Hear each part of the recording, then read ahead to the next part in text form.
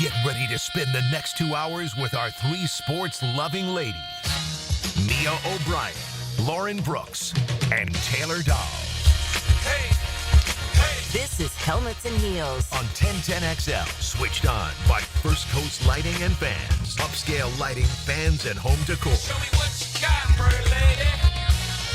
3-day work week for so many of us in the fine city of Jacksonville, FLA this week. If that doesn't pick up your mood and your holiday spirit, maybe this will. Doug Peterson just wrapped up with reporters at the Miller Electric Center, and he does say that Trevor Lawrence will practice today with the left shoulder injury that has held him out of the past 2 games. I'm not sure if that lifts spirits, Taylor Dahl, or if that incites the angry mob on the text line Design by Lifetime Enclosures to tell us that Trevor should be sat for the final 6 games of the regular season. Yeah, I mean, it will be interesting to see how this week goes. I think that, I mean, there's no denying the fact that you have a better chance with Trevor Lawrence on the field. And so to your point, some people may not really want that at this point because some people are like, no, fire coaches. And if you, by some miracle, end up winning a ton of these games, and a good amount of these last final games, especially seeing how the Texans are playing and jobs are saved, maybe people don't really want that. But if you are someone who just wants the Jaguars to win a football game, your best chance is with Trevor Lawrence on the field. That's just what it is. I would say welcome into a Week 13 edition of Helmets and Heels on a Big Chief Tire Monday. But we do still have one game to go in Week 12. Of course, Week 12, the Jaguars bye week. We will look around the National Football League and look ahead to the Jaguars game this upcoming Sunday on the 1st of December against the Houston Texans, who are coming off of, Taylor, a 32-27 loss in H-Town to the lowly Tennessee Titans. Let's dive a little bit into that game in particular before we look around the rest of the league on this fine Monday, because I think that if you are the Jaguars, if you watch that performance where the warts were on full display for so many for the Houston Texans, we said it on Friday in our segment when we did contenders and pretenders that if the playoffs were to start today, would be in the postseason. And I said, if the Houston Texans have Nico Collins, they are a contender. Mm-hmm. They had Nico Collins on Sunday this past weekend, and they still do not look like a contender. Yeah. I mean, Nico coming back and getting almost 100 yards and a touchdown in that first game shows you what he does add to that offense. But I do think that we're seeing mistakes from Stroud that you just didn't see last year. And that was the biggest part, the thing you wanted to compliment the most about CJ Stroud at the end of the season was the fact that he didn't make a ton of mistakes. And when it was in big moments of the game when he needed a first down, he could get it. He wasn't turning the ball over. And this season, he's had some issues in that. He threw 2 picks in this game. And when you do that, we talk about it all the time. If you lose that turnover battle, the majority of the time, you're not going to win the game. And that's what happened. I mean, he was 20 for 33, 247, and 2 touchdowns. But when you mix in those 2 interceptions, it's not really a winning recipe. I think you have to give some credit to Will Levis. Will Levis honestly looked decent. And I feel like Will Levis has been the quarterback that around the whole league, people have really mocked from start to even now. But he had a pretty good game, and he threw 1 pick too, but had 2 touchdowns. Tony Pollard, who I said when we did our rankings in the beginning was my second favorite running back in the division, and I love Tony Pollard because he just has games like this where you're like, man, he's so good. And so there are some things that now you're looking at the Titans, which I feel like a lot of people thought, even though they were kind of the retirement home of the division we joked about, they did have pieces on there to find success if Will Levis can be any sort of decent, and we are kind of seeing that start to pan out a little bit. Not saying the Tennessee Titans are a good team, but they are kind of finding ways to get the offense going when they need to, and that's what's making them work. If there's any solace this morning in Duval, it's this. CJ Stroud, just like Trevor Lawrence, needs other things to be going right for him to be considered in that top 10 echelon of quarterbacks in the National Football League. The most damning stat for me of this entire 32-27 loss for the Houston Texans yesterday, Joe Mixon, 14 carries for 22 yards. That's an average of 1.6 yards per clip. I understand this is a Texans team that its run game was anemic last year, but Bobby Slowick, coming from the Kyle Shanahan tree, insisted on still trying to find ways to run the ball. So at the very least, they came off as trying to be multidimensional, even if they were carried by their passing game. That was against the last place schedule. Yeah. I understand that the Tennessee Titans are among the teams that are considered last place caliber. Yeah. But at the same time, if you're unable to run the ball against them and you give up running plays at the clip that they did yesterday to Tony Pollard and company, Yep. if you can't win the trenches, what's been the common refrain here in Jacksonville?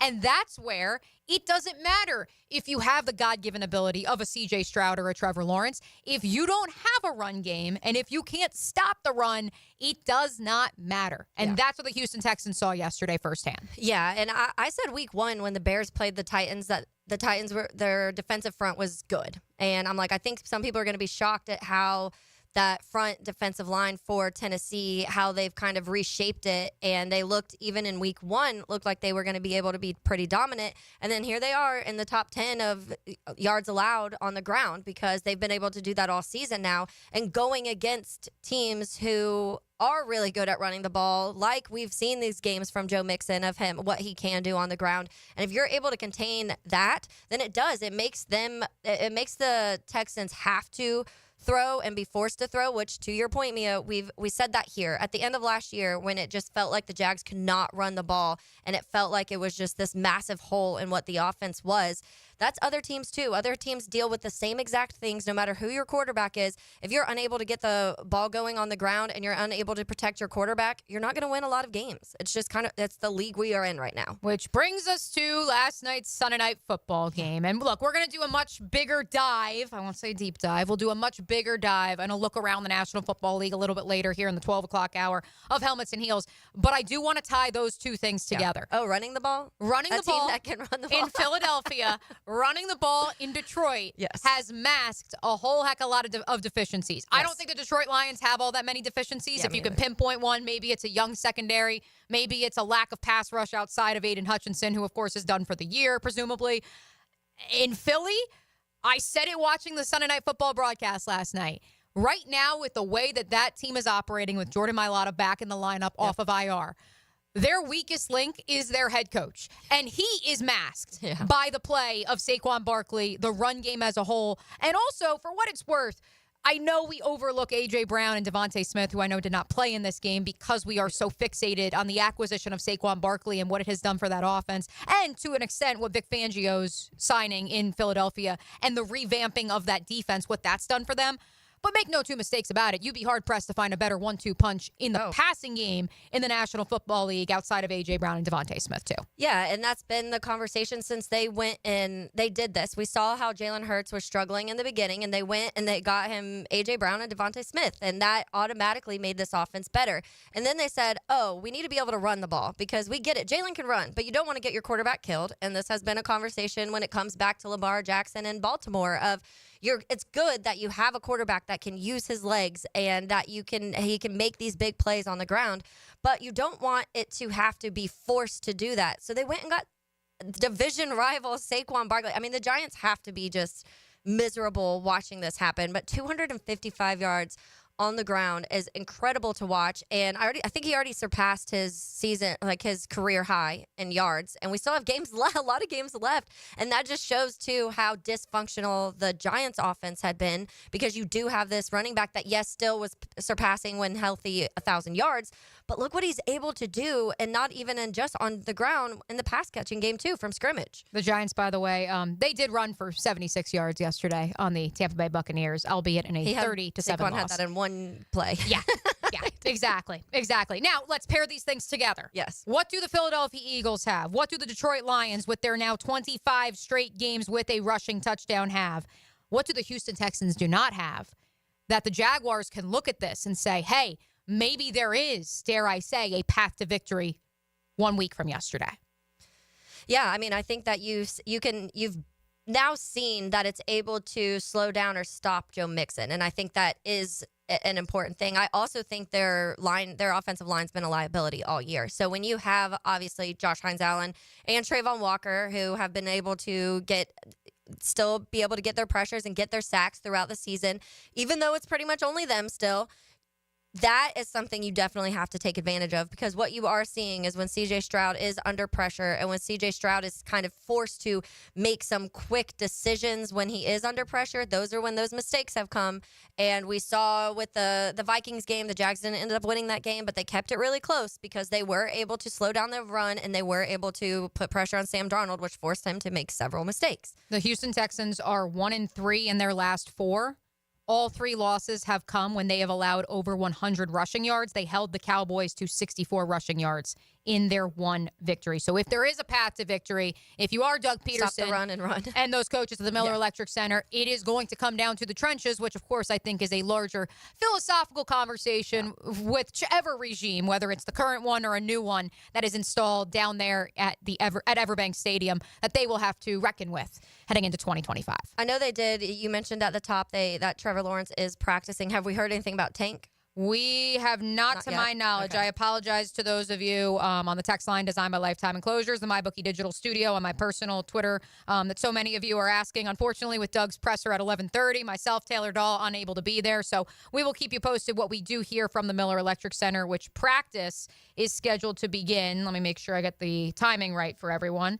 I know practice will be, I know locker room is at 2:30, so we will have more information coming out of there then, and then we'll have practice in between then and now. And so hopefully the boots on the ground will be able to alert us to Tank Bigsby's status, Travis Etienne, and of course, everyone else who was banged up heading into the Jaguars bye week. Before we make our way out of the opening segment of today's Big Chief Tire Monday, RJ, I don't know if you have like a chorus of angels or a gospel choir, because I don't think a round of applause is enough for the Gator fans. Oh, yeah. They have come out in full force. 641-1010, the number to reach us at, by the way, on the text line designed by Lifetime Enclosures or the MyBookie Digital Studio. They are commenting. They are texting in. The Florida Gators, for a second straight week, have knocked off a top 25 opponent. In fact, this week, they knocked off a top 10 opponent. I know you want to take your victory lap. I know you're all upset that we didn't lead with the Gators. Here we go. Let the angels, let their voices lift you up on this Big Chief Tire Monday. I'm going to read this one, Taylor, because I know you're going to enjoy this. Okay. This is from 860. On behalf of Billy Napier, I'm going to petition for this station to stop using the illogical phrase, what must be done eventually should be done immediately, because by definition, it cannot be done immediately because it must be done eventually. I'm as shocked as anybody. Keeping Billy was the right move. By the way, that quote does not come from us here at the Superstation. That is from Jeremy Foley, the former athletic director at the University of Florida. Yes. I'm also I'm genuinely concerned. I'm curious because we had this, John O'Leary posted in our group chat, and was this team good all along and was being brought down by Billy early? Or was this a team that just wasn't quite there and needed a little bit of coaching? Because all we heard this whole offseason was how this is the amount of snaps that this team as a whole has played and the experience that they have in college football and like the start that came out in the beginning, the way they came out and played in the beginning. And when you talk about that Miami loss and the Texas A&M loss, those are obviously like two of the more glaring ones. We already knew their schedule was tough, and that was a part of the conversation. But I genuinely am curious, and I've heard both sides. Like, I've heard Gator fans who are completely back on board with Billy, and I've heard Gator fans that are like, I think we actually have a good football team, and he held us back in the beginning. And some of these coaching decisions and games early that should have looked a lot different. And so I am curious, Gator fans, if you want to text in, are you fully back on the Billy Napier train, or you still have some questions? Do you think this team with a different coach could be a 10-win team? Much will be made about DJ Lagway, who is now 4-1 So much fun to as watch. a start. He is going to be the Heisman preseason favorite. I'm calling it now. Next summer. Yeah. Everyone will be talking. Yes, Arch Manning, there will be a conversation to be had. I think there's some other young quarterbacks, including one who we saw lose on Saturday night, and Marcel Reed of Texas A&M, that will be in the conversation. But make no two ways about it, Taylor Dahl. DJ Lagway will be among the top 3 favorites for the Heisman Trophy as he enters his true sophomore year. He's 4-1 as a starter. He's 4-0 in games that he goes the distance with 2 ranked wins. He is a freak. Yeah. He is the truth. But I will tell you this. I believe part of Florida's turnaround is largely for the same reasons that we've seen the Philadelphia Eagles look like an operational football outfit the last few weeks. Jaden Ball. It's Jaden Baugh. Yeah. It's Jaden Baugh. It's Montrell Johnson returning. I know it wasn't necessarily the production. Perhaps. I mean, look, he ended up rushing for 107 yards. So, like, the box score will tell you that he did. If you're watching the eye test, you could make the argument that Baugh was more explosive. They probably should have gotten Jacoby Jackson more involved. Yeah. You can have that conversation if you want. But for me, much like the Philadelphia Eagles, much like the Detroit Lions, the run game is having a renaissance, folks. Yep. It's why I would love to see the Jacksonville Jaguars truly try to run the ball this upcoming Sunday against an opponent that struggles to defend the run. Because when you have the ability to do so in the year of our Lord 2024 on both the college gridiron and the NFL, you are able to do so. And I credit Billy Napier and his offensive staff for saying, you know what? We do have this very talented 18-year-old quarterback, and we have no choice but to play him, banged up as he may be, because he gives us the best chance to win. Oh, and by the way, he is going to be a Heisman contender next year. But ultimately, it is our run game that separates us from the rest of the middle of the pack in the SEC, and what is making not only us look like an operational outfit, but is masking those in-game coaching decisions that plagued the Gators early on in the year. Yeah, and I think in that same light, which we just mentioned too, and about multiple other teams, is the offensive line. The amount of times during that broadcast that the announcers gave credit to the offensive line and how good the line has been at protecting even Graham Mertz when Mertz is still there, but especially Lagway, a young quarterback. You want to be able to give him some time. And there was some moments in the game where he got a couple bad sacks, got hit a couple bad times, but for the most part, a team in Ole Miss who has been really, really good at pressuring quarterbacks and getting to, and at least maybe if they're not even getting sacks, they're creating those pressures. And they were able to eliminate a lot of those situations and give Lagway, at least make Lagway majority comfortable during the game. 9-1-0 with DJ Lagway. The Gators are 8-3 minimum, as 722 points out. The run game looks so much better because DJ Lagway is a deep ball threat. 672, calm down with all of the hype talk. Well, we'll bring you back down to earth. Don't worry. We're going to look at the National Football League from an analytic perspective. We'll get back to the pros, and we'll look at it big picture. We'll damper a little bit of the expectations, both for the Jaguars on Sunday against the Houston Texans and the Florida Gators moving forward. Dalton Wasserman of PFF will join us coming up next right here on Helmets and Heels on a Big Chief Tire Monday. Starting at linebacker, number 55, Tom McManus. I'm bringing you straight to the gridiron to show you what it's like to put on the Jags helmet and pads. Friday from 10 to noon on Jaguars Today. Brought to you by Renewal by Anderson Windows and Doors. Did you know you can charge the all-new Honda Electric Prologue in the same receptacle as your phone? You don't need these special charging stations at your home. Simply plug in your Honda or your phone. See your local Honda dealer now. We're electrified. Hey, Jacksonville, Taylor Dahl here of Helmets and Heels. The Chick-fil-A Peppermint Chip Milkshake is a holiday tradition that's back for another season. Hand-spun the old-fashioned way, the festive peppermint-flavored milkshake is made with Chick-fil-A ice cream dessert and features chips of crunchy peppermint bark. It's minty, merry, and topped with whipped cream and cherry when served in stores. Order in the Chick-fil-A app now or your local Chick-fil-A restaurant.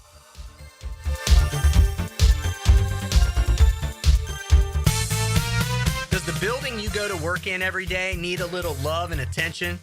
Jason Parker here with Performance Painting. Great companies take great care of the buildings their staff and customers walk into every day. If the building you're in doesn't match the vision you have for your company, we can help. Go to performance-painting.com. Our highly trained team makes the difference. Quality coatings applied with pride. Performance painting.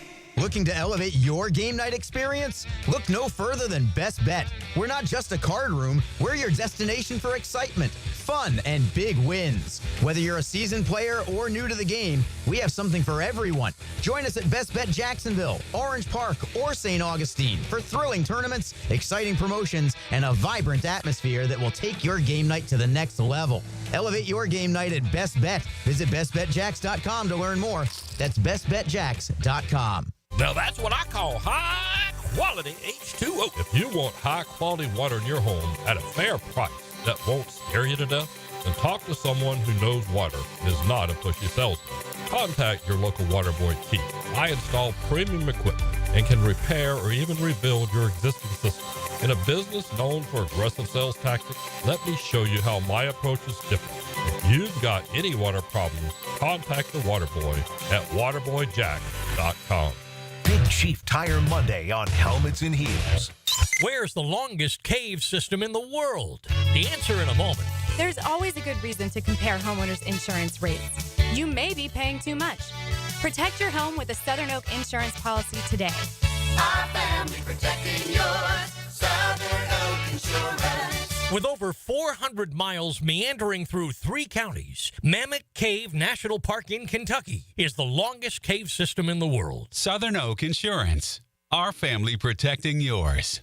Hi, this is Dave Barker. Want to grow your hair back? IHRS, right here in Jacksonville, is the only hair transplant clinic in the country that offers multi-unit hair grafting, FUE neograft hair transplants, and the 45-minute effective PRP treatments. Multi-unit hair grafting gave me more hair in one procedure and within my budget. Thank you, IHRS. IHRS showed me what was causing my hair loss and helped stop it. Schedule a free evaluation and find out how to grow your hair back and keep the hair you have. Call 904-777-IHRS. Take the first step to restoring your hair today. Visit hairforme.com. Now my hair will grow for the rest of my life. Thanks, IHRS. IHRS has been restoring hair for men and women for over 30 years. Call now for a free in-person or virtual evaluation.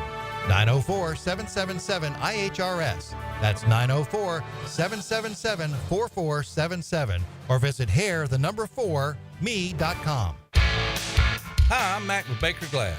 Are you tired of wrestling with your old shower curtain? Then say goodbye to the curtain chaos and hello to a new frameless shower enclosure.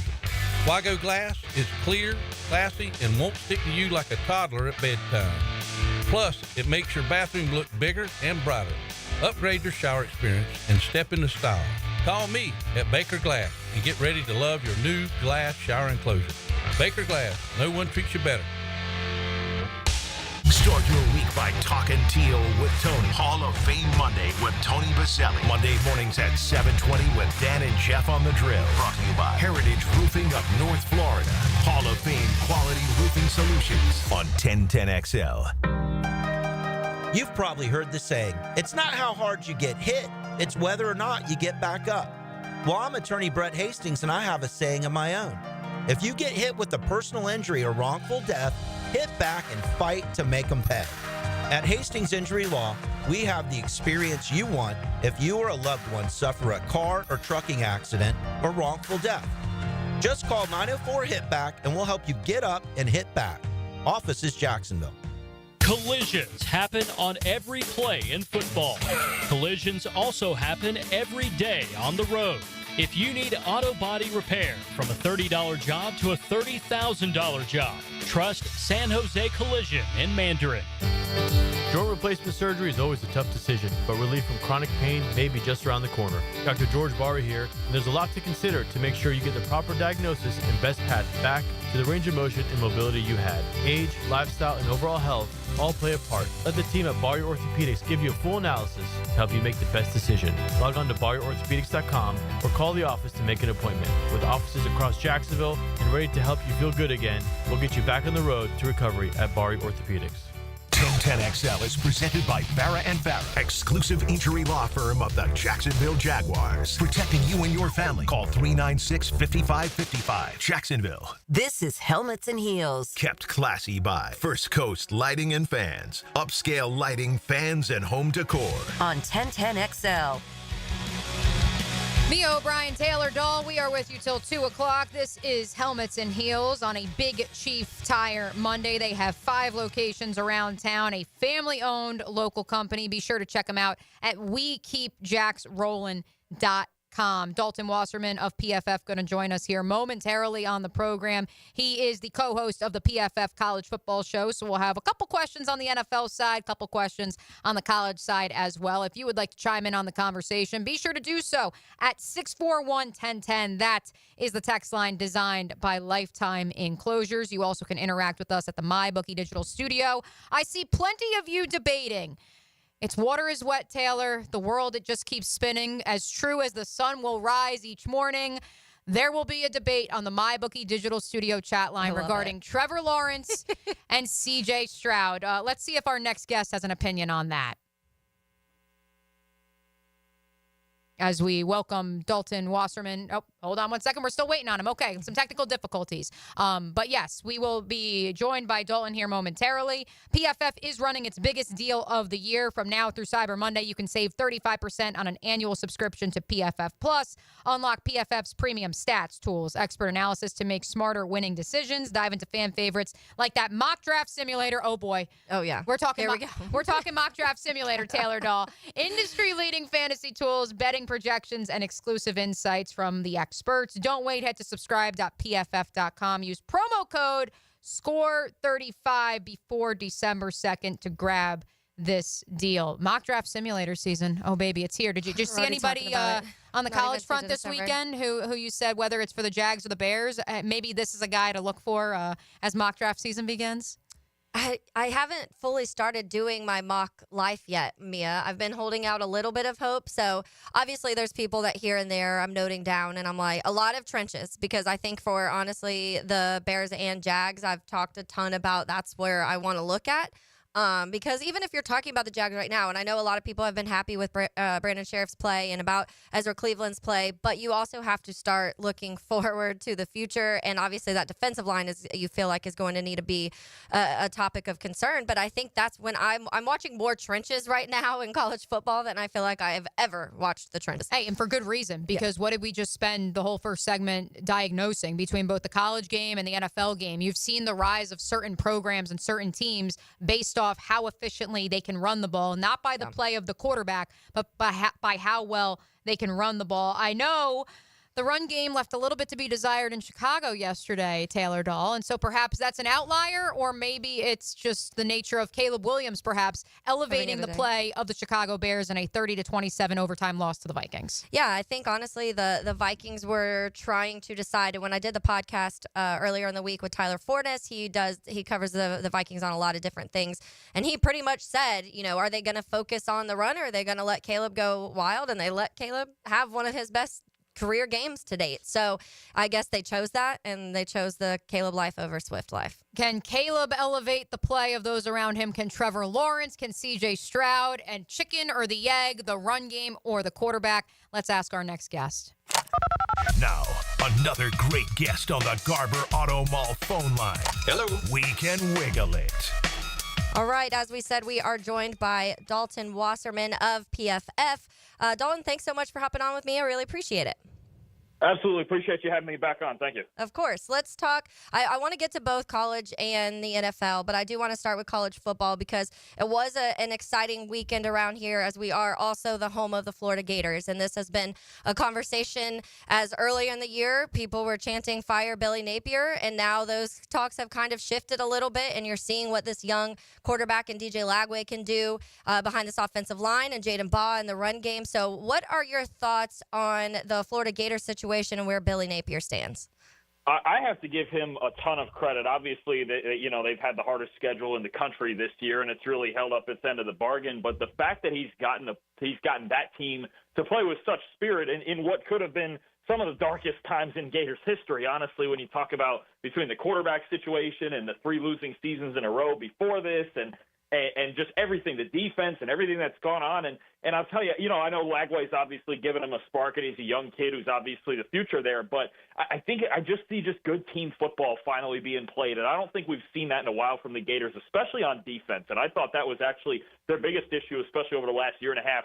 Too many big plays on defense, too many times where it looked like, honestly, you look at like the Miami game earlier this year, it almost looked like they had quit on it, right? And you just had a team that looked like it was losing its spirit, but now it's gotten through that adversity. And these 2 big wins are really, I think it's more of a culture shock than anything, where you go, okay, there is some hope here going into next year if we build this roster right. You can find him on X at PFF_Dalton. You do have a Tampa Bay Rays cap on in your profile picture, Dalton. So I don't know if there's any sort of Florida connection there, but if there is, I would hope and I would think that it's at least a little bit of a moral uplift to see the Florida Gators performing as well as they have, given the state of much of the other football operations in this state, which of course includes the Jacksonville Jaguars, who, Dalton, we will pivot to slightly here.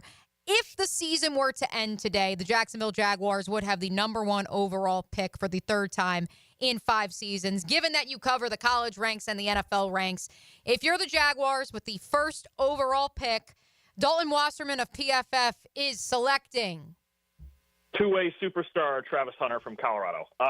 You know, and you could argue the Jags have other needs in the trenches, or even a trade down wouldn't be a horrible thing if a team, a quarterback needy team, wanted to move up and maybe even get Hunter's quarterback, Shedeur Sanders. But this is a player, honestly, with as talented as he is on both sides, it's hard to just pass it up. I mean, when you talk about, I would argue he's the best receiver in this draft. He's at least one of the top two corners in this draft, and you're talking about those two things in the same body. I would give him a chance legitimately to play both ways in the NFL just to see if he could do it. I think it would add a jolt. Obviously, the Jaguars need help in the secondary, and he's arguably the best corner in the draft. To get another young threat outside, along with Brian Thomas Jr. and Trevor Lawrence, I think it's really a thing where he's just too talented to pass up. Unless you're a team that needs a quarterback and you're going to take Shedeur Sanders or Cam Ward, I would make Travis Hunter that first pick. Now, Dalton, we have said here on the Superstation, we're not going to talk draft until the Jaguars are mathematically eliminated. But since we have your expertise on the program on the Garber Automall hotline,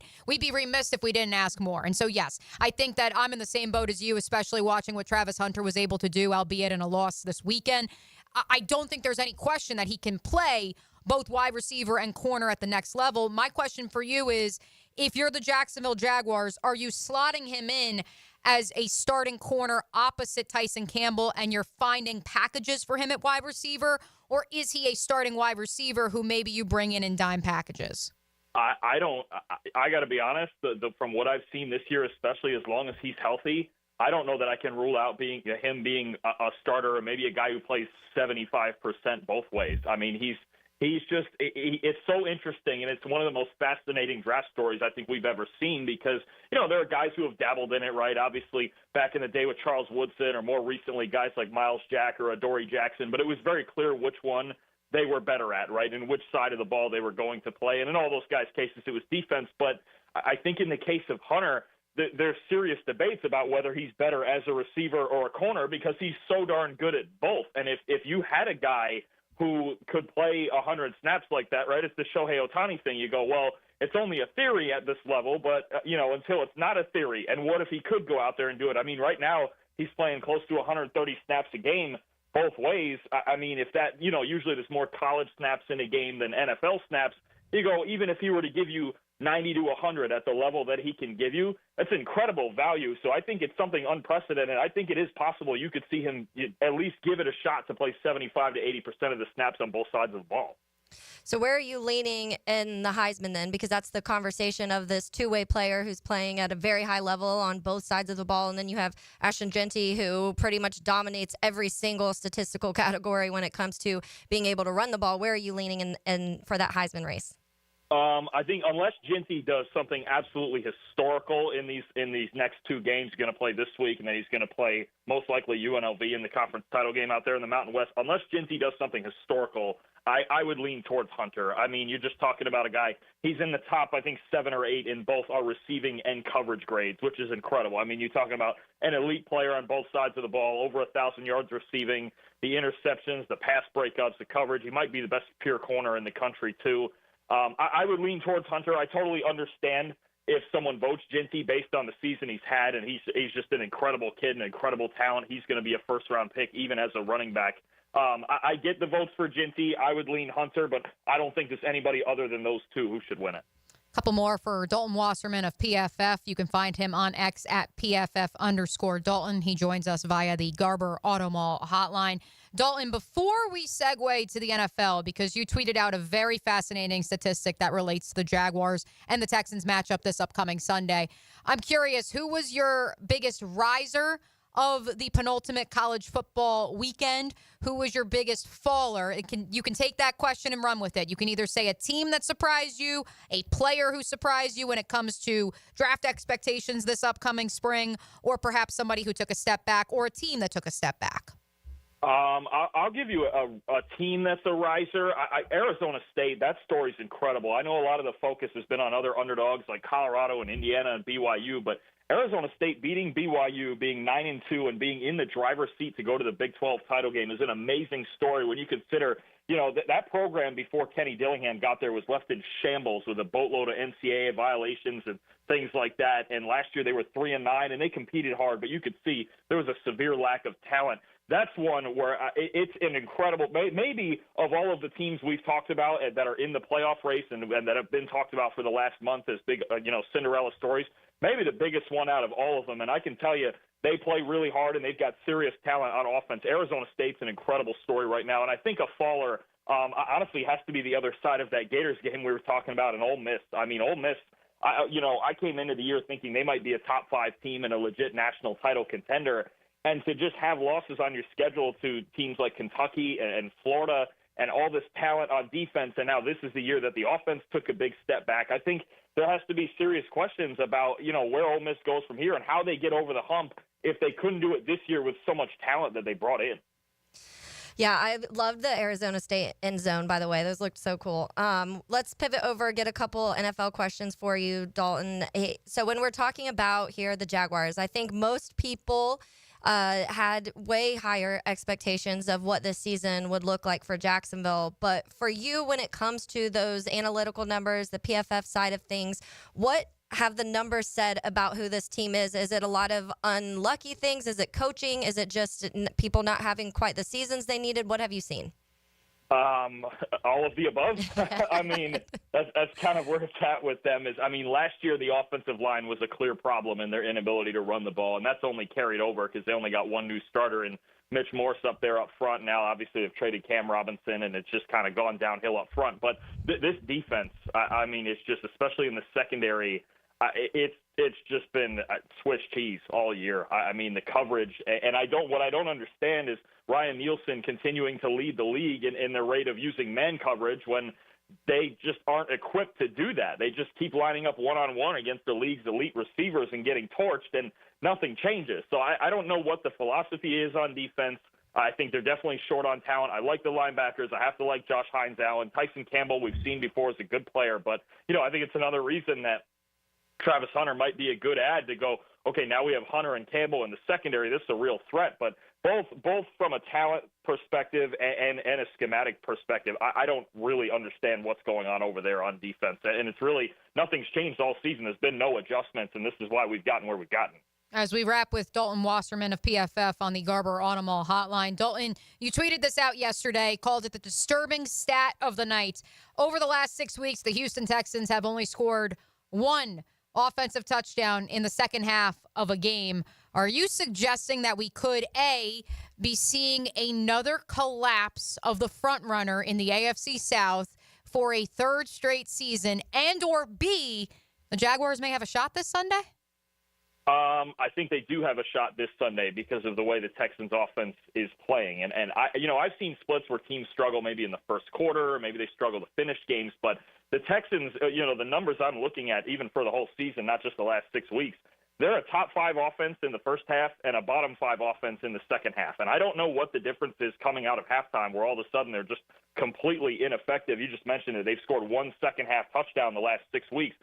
I'm not sure exactly what's gone into that or what adjustments they're not making. I need to dig deeper into that, but you can feel it. You can feel in the second half they were just not moving the football at all. They only got on offense the one field goal against Tennessee, and the Titans stayed in that game and beat them. And I don't think a collapse to not win the division is coming because I don't know that the Colts are going to win enough games to overtake them.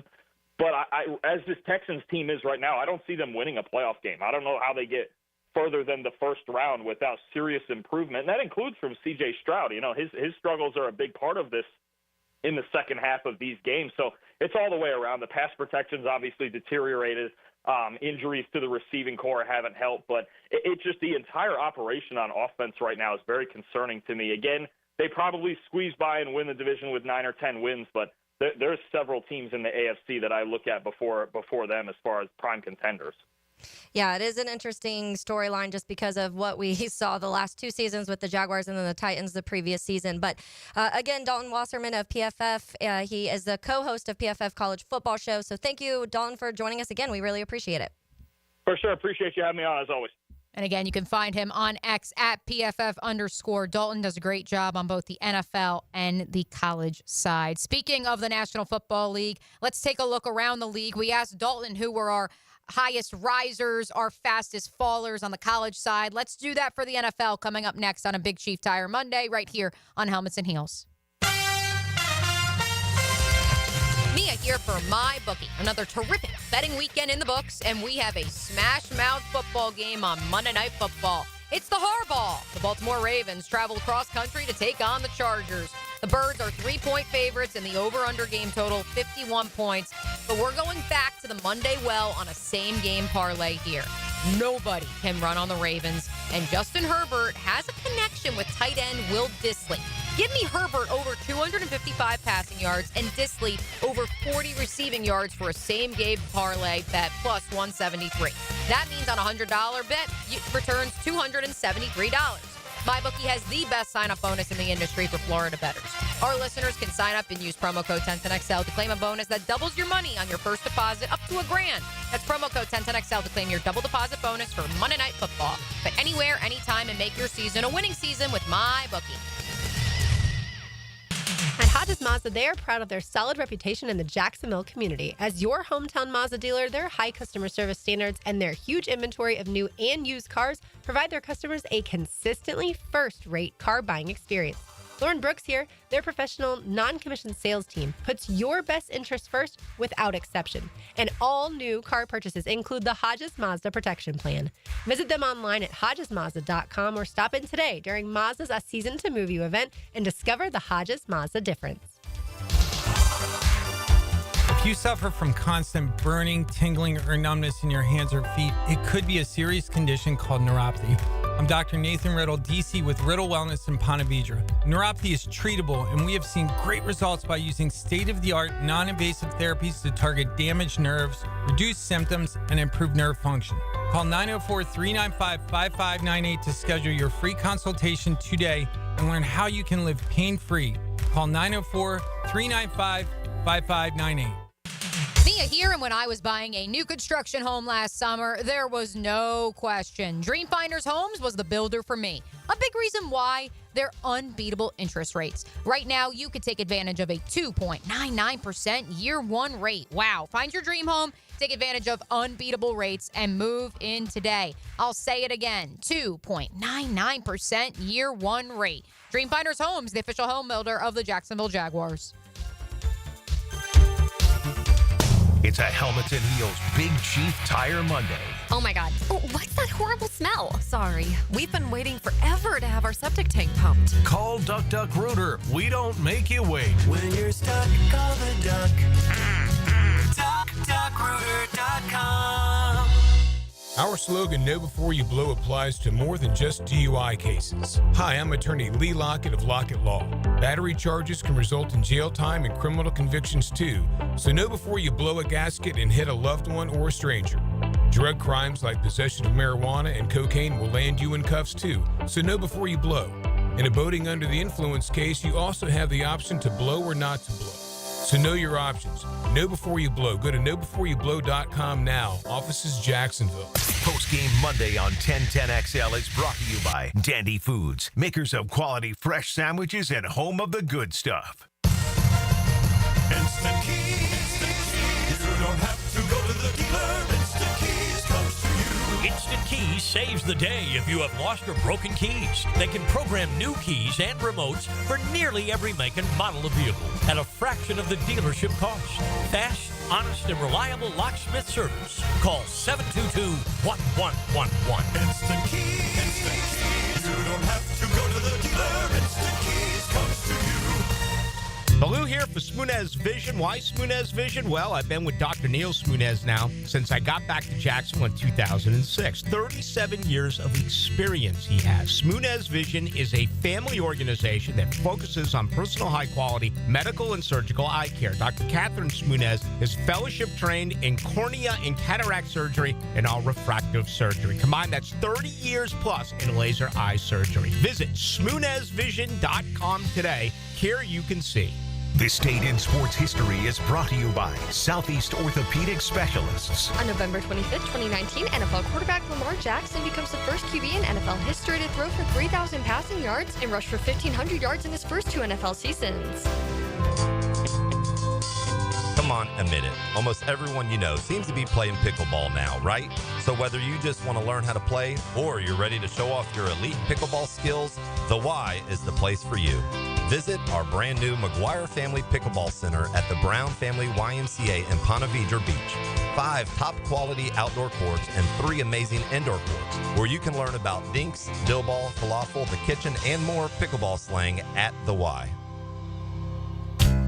What's changed totally inside and out? The Kuhn Flowers massive storefront, and yes, they've totally remodeled the showroom inside too. This is Frank Frangie, and the next time you drive by, stop and smell the roses at Kuhn Flowers. Value or flavor? Price or taste? Why choose when you can get both? With everyday deals at Sonny's. Right now, you can get the pork big deal for 10, the pork and rib combo for 12, and all you can eat ribs for just $19.99. Yep, you heard right. All your favorites are now available all day, every day. And that's why it's always Sonny's here. Sonny's Barbecue. Local pitmasters since '68. This is Dr. Kevin Kaplan, head team physician for your Jacksonville Jaguars. Here's the latest update on the Jags, brought to you by Baptist Health and JOI. There are 6 more games to go in the regular season for the Jaguars. Jaguars.com senior correspondent Brian Sexton on the challenge of the final 6 for the Jags. The focus of where they're at has got to be on these last 6 games. It's human nature for people to start thinking about what their future holds. Will there be a change? Will coaches need to move on? Will players be here? Doug's biggest challenge for this football team is to keep them all focused on these 6 games and not letting just that natural progression of what am I going to do, where am I going to be, take over. These 6 games will decide that. Brian Sexton on Jags AM. I'm Andrew Gibson with your Jacksonville Orthopedic Institute Jaguars update. 1010XL is presented by Farah & Farah, exclusive injury law firm of the Jacksonville Jaguars. Protecting you and your family. Call 396-5555. Jacksonville. Helmets and Heels is switched on by First Coast Lighting and Fans. Upscale Lighting, Fans, and Home Decor on 1010XL. Our thanks again to Dalton Wasserman of PFF and the co-host of the PFF College Football Show for joining us on a Big Chief Tire Monday right here on Helmets and Heels. 5 locations around town, family-owned, local company. Check out WeKeepJacksRollin.com. Mia O'Brien, Taylor Dahl, RJ Saunders pushing all the right buttons. Lauren Brooks has the week off thanks to the Thanksgiving holiday. Taylor, let's get it back to the National Football League. I asked you for your winner of the NFL weekend and your loser of the NFL weekend. I am going to present a stat. Okay. That will surely rile up our friends at the MyBookie Digital Studio chat line, who, before we even got to the subject of C.J. Stroud and the Houston Texans coming to town this weekend, we're already once again debating. Mm-hmm. It's the new MJ LeBron debate. Trevor Lawrence, C.J. Stroud, who's better, who elevates their team, who's regressing, who is not. Will allow for me to introduce my winner of this past Week 12 NFL weekend into that conversation. In the last 3 games, C.J. Stroud, 3 touchdowns, 5 picks, an average QBR of 73.5. He is 1-2. Bryce Young, the Carolina Panthers starting quarterback in his last 3 games, 3 touchdowns, 1 interception, an average rating of 85.6. He is 2-1. And that 1 loss came in the most Kansas City Chiefs way of all time. A minute 46, the Carolina Panthers march down the field. They tie this ball game up. And I don't know about you, but I was looking at that clock and said, they left too much time for that man. And that's unfortunate. Yeah. And unfortunately, there's nothing Bryce can do in that situation. There's nothing the Panthers can do. He is that one guy outside of perhaps maybe Josh Allen and Joe Burrow, depending on the week. We'll give you guys that. But there is one man in the National Football League that as soon as you see 1:46 on the clock, the boogeyman will rear his head and he will march down the field and find a way to win the ball game. And that is one Patrick Mahomes. But I don't want that to take away from the impressive performance we've seen from Bryce Young since he was reinstalled as the Panthers starter 4 weeks ago. I think it's so fun to watch that. And I think you can make the argument of that may have been one of the rare situations where benching a quarterback may have worked. because we saw him get benched. He had to come back out because of injury, not because they just did the flip-flop that the Colts did. But I think that maybe he just needed to get out of his head a little bit. And sometimes it goes the opposite way. Sometimes benching that guy in those situations kills his confidence. And in this case, I think it made Bryce realize a lot of things. And he got to sit for a couple weeks and kind of regroup and get himself back together. And he looks like a different quarterback coming out of this. And it's not like it's a different team. It's the same exact weapons he was throwing to. It's the same exact offensive line that was in front of him. It actually has gotten better. And I remember we talked about it last year because they put so many resources into it. We were kind of confused as to why this line struggled so much. I think you are starting to see that some cohesiveness has made this line better. But it's really, really fun to watch this for Bryce Young. Even in a loss, you're going toe-to-toe with the Kansas City Chiefs. Not many people can even do that. Bryce Young against the Kansas City Chiefs, 21 of 35 for 263 yards. That is his most passing yards of the 2024 NFL season. Only a 60% completion percentage, but he's taking care of the football, like I alluded to. Just one interception since being reinstalled as the starting quarterback over the last 3 weeks. And look, it's unfortunate that unfortunately Andy Dalton and his family had to be in a car accident, and I'm glad they're doing okay. And they've all made a full recovery. It's unfortunate that is what had to open the door.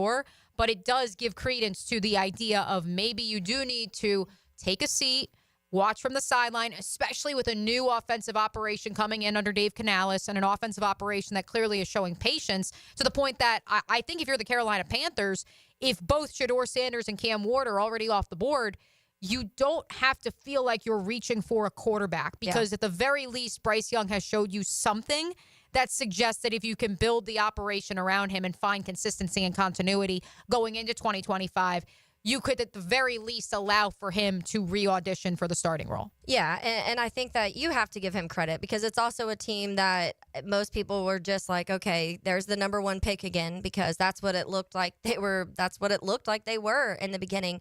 And he's throwing to, Xavier Legette, who we love. I know a lot of people love Jalen Coker, so we'll see because he was out, but he's one of the guys that you see a lot of flashes from. And then Adam Thielen, who's on the tail end of his career. Still catching critical third down and fourth down completions. And he has those moments, though. So that's granted to that offensive play calling for being able to kind of pull out the best of people because when you go through that, it's not like they have any star studs right now on this offense. And they're able to, like I said, keep it within a score with the Kansas City Chiefs. Who's your winner of Week 12, Taylor Dahl? I am going to say I'm going to go the Eagles. I think that we went last week and we were talking about who's our contenders and who's our pretenders, and I was very vocal about how I think the Eagles are very good, and I think that it took some time, and we talked about it, and you even mentioned it. Like, in spite of weird things that Nick Sirianni does, they are still able to continue to keep rolling. I think it's 7 straight now, and so I know that we've kind of seen this Eagles team, I feel like week by week, just get better and better. But I think what we're able to see now and what they can do on the ground and how that's opened up opportunities for Jalen Hurts. And I think it's been kind of fun to watch this Eagles team. And so, yeah, they're going to be my winner for this weekend, a 37-20 winner over the Rams. My stock down, and it pains me on helmets and heels of all programs to do this because all three of us were cautiously optimistic when it came to the Washington Commanders under Dan Quinn, Cliff Kingsbury, Jaden Daniels. That was easily the weirdest football game I think I've ever seen in my life. It was crazy. The amount of the last 10 minutes. It was even before that, how many the blocked field goal, blocked punt, missed extra points, the special teams miscues galore. So it was already one of the dumber games I think I've ever seen, and I say dumb in a very affectionate way because it was entertaining, if nothing else. But the regression of the Washington Commanders, it's very hard for me to pinpoint if it's the offense or if it's the defense. There is no question that Jaden Daniels is not performing at the clip that he was 5 weeks ago, let's say. The first 6-7 weeks, Since they defeated the New York Giants 27-22, in which they averaged about 6 yards per play, against the Pittsburgh Steelers in a 1-point loss, the Commanders' offense averaged 4.1 yards per play. That's between both the passing and the run game. They averaged 4.9 yards per pass play against the Steelers. Against the Philadelphia Eagles, 4.9 yards per pass play, 4.2 yards per play. They could not get the run game going. Yeah. And then yesterday, the number goes up a tick to 6.1 yards per play. But I would think that number is inflated by a crazy Terry McLaurin touchdown at the end of the ball game, a couple of big spark plays, if you may, a couple chunk plays here and there, because ultimately that's inflated by a 6.4 yards per pass play. And so as much as I want to put this on the defense of the Washington Commanders, who have allowed over 300 total yards in each of their 3 losses during this 3-game losing streak, I also have to look at that offense and say, arrow pointed down. Yeah, I have that was going to be my loser, so I'll pivot to another one. But yeah, I think that when you look at from week 7 on, so pre-week 7, Jaden Daniels was completing 75.3% of his passes, and it was 8.46 yards per attempt. He had in those first 7, I want to say it was in the first 9 games, he had like 13 touchdowns and 2 picks, and then now he has 4 touchdowns, 3 picks in the last 3 games. So you're definitely seeing this kind of fall off, and there's still a lot of really good moments when you're actually watching the games. Jaden Daniels is making incredible throws and some of the things that he can kind of do. But even in this game, I'm like, the Cowboys have been a hot mess. The Cowboys had multiple mistakes that they were just giving Washington the chance to win that game, and they couldn't do it. And so I think that is something that you kind of have to point down. I did my tangent a few weeks ago, Mia, of the Cliff Kingsbury. It's funny you should say it. Our friend Charles on the text line, designed by Lifetime Enclosures, just texted in, Taylor's tangent on the Kingsbury swoon might be the tangent of the year. Mumbles more curses. I mean, it is what it is. And now people on Twitter are starting to be like, oh, well, it's not Jaden regressing. It's Cliff Kingsbury's play calling and da-da-da. But I just want to point out also that I said in the beginning of the year that Cliff's first half play calling and them being able to run the ball and their line playing the way they were was the reason that he was coming out so hot. And if that wasn't going to stay throughout the same season, we'd see the rookie ups and downs that we were from some of the other ones. Because, I mean, the Bears had to fire their offensive coordinator because it was so bad. And so imagine being in that position with Jaden. I don't think it would have looked the same. But I still think he's going to be a very good quarterback. It is kind of just the tale of Cliff. Before we hit break, I'll say mine, which this is a team that was already going downhill, but the way that they just handled their quarterback and the way that they just got absolutely blown out, and Baker Mayfield was mocking the DeVito with his little hand gesture. I'm saying the Giants, they're going down. But I think that their head coach and their GM are safe. And that's what I do too. And I don't hate Brian Dable, which is, I really don't. I think Brian Dable's been able to do some really good things. I think the higher up in the GM, the way they handled this whole Daniel Jones situation, he had the one good season. They paid him a buttload of money. They thought that they had this franchise guy, and rather than building around him, they waited 2 more years to even draft a wide receiver to help him whatsoever. They finally get that wide receiver, and they get rid of their best offensive weapon in Saquon Barkley, and then they're like, no, it's all your fault. Oh, by the way, we're just going to cut you, make you say like a goodbye on our presser today, and then I do think a lot of that was Daniel driven. He wanted to just like say his goodbyes, and he went to John Mara reportedly and asked for his release. Really? Yes. Okay. That's what the report is. This was not the Giants went to Daniel Jones. It was Daniel Jones. That's interesting. Went to them. I would want to talk to more Giants people because that's an interesting thing, because I get it. Why would he went from number 1 quarterback to was the 4th and was playing scout team safety in practice. So yeah, like I would want to leave too. But it's interesting. Most teams aren't just like, okay, peace out. Like I guess he only had a year left on his contract. So they're towards the end of it. But the way they've handled the Daniel Jones thing from the start has been a hot mess. It'll be curious to see where he lands, especially, and if you missed this, an unfortunate update to our good friend Gardner Minshew out in the desert did break his collarbone in yesterday's loss to the Denver Broncos. Yeah. There's a lot of speculation that the Raiders could be a pairing for Daniel Jones down the stretch run of the 2024 season. Enjoyed this edition of Stock Up, Stock Down. How about we do it for the college football side of things? I love it. Yeah. Let's do it. We'll keep the conversation going. 641-1010 is the number to reach us at on the text line designed by Lifetime Enclosures. You can also get in on the conversation at the MyBookie Digital Studio. Search 1010XL. You'll see the live tab up at the top. Click that, leave a comment, leave a chat, and we will get to it throughout the duration of this Big Chief Tire Monday right here on 1010XL and 92.5 FM. Good drives bring more points. Randy Marion Cadillac of Jacksonville brings you the drive of the game. Great job. On 1010XL. Drive to the game in luxury with Randy Marion Cadillac of Jacksonville. Now you can watch 1010XL shows all day on X, Facebook, and YouTube. Brought to you by MyBookie. Experience Vegas from the comfort of your phone anytime, anywhere. Sign up today. Use promo code 1010XL. Mia here for my friends at Projax Roofing. Meteorological hurricane season ends next weekend. If your roof took on any damage at all during Hurricane Helene or Hurricane Milton, know that Projax Roofing is here to help. From the smallest of repairs to full roof replacements, my friend Mike has been serving all of Northeast Florida for 25 years. Well, we hope everyone stayed safe during those two storms and any that should pop up in the next week or so. If you need help with your roof, call Projax Roofing at 904-338-1722 or online at projaxroofingfl.com. Imagine beautiful new windows and doors that elevate your space and keep you comfortable year-round. At Renewal by Andersen, we specialize in custom-built, energy-efficient windows and doors that are crafted to last. Right now, for a limited time, save 20% off your entire project. Visit bestwindowsflorida.com to schedule your free in-home consultation today. Restrictions apply. License number CGC 1527613. Injured in an accident? Have mounting medical bills? Can't work? Don't worry. Zach's got your back. I'm Zach Von Rowan of Von Rowan Law. I will fight for the compensation that you deserve. Set up your free consultation at zachsgotyourback.com. Joe C. for Hard Rock Bet, and we're into the second half of football season. You've seen how teams are shaping up. If you haven't already, it's a perfect time to try your first bet at Hard Rock Bet. Perfect example. Earlier this season, Florida Better went 16 for 16 picking winners, turned a $15 bet into more than $100,000. Try Hard Rock Bet now and get up to $100 back in bonus bets if your first doesn't win.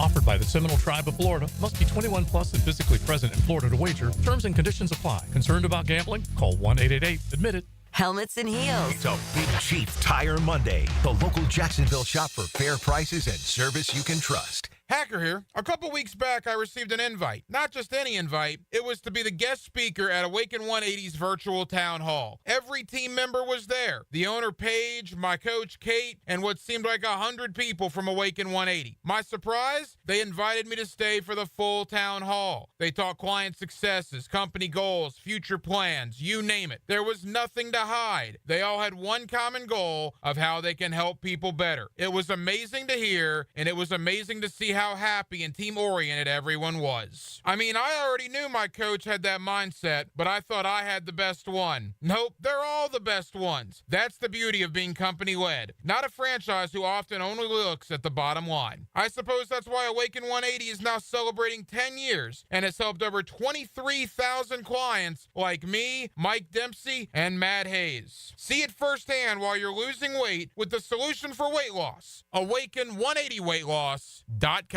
When it comes to towing products, your safety on the road is the priority at Cannons of Jacksonville.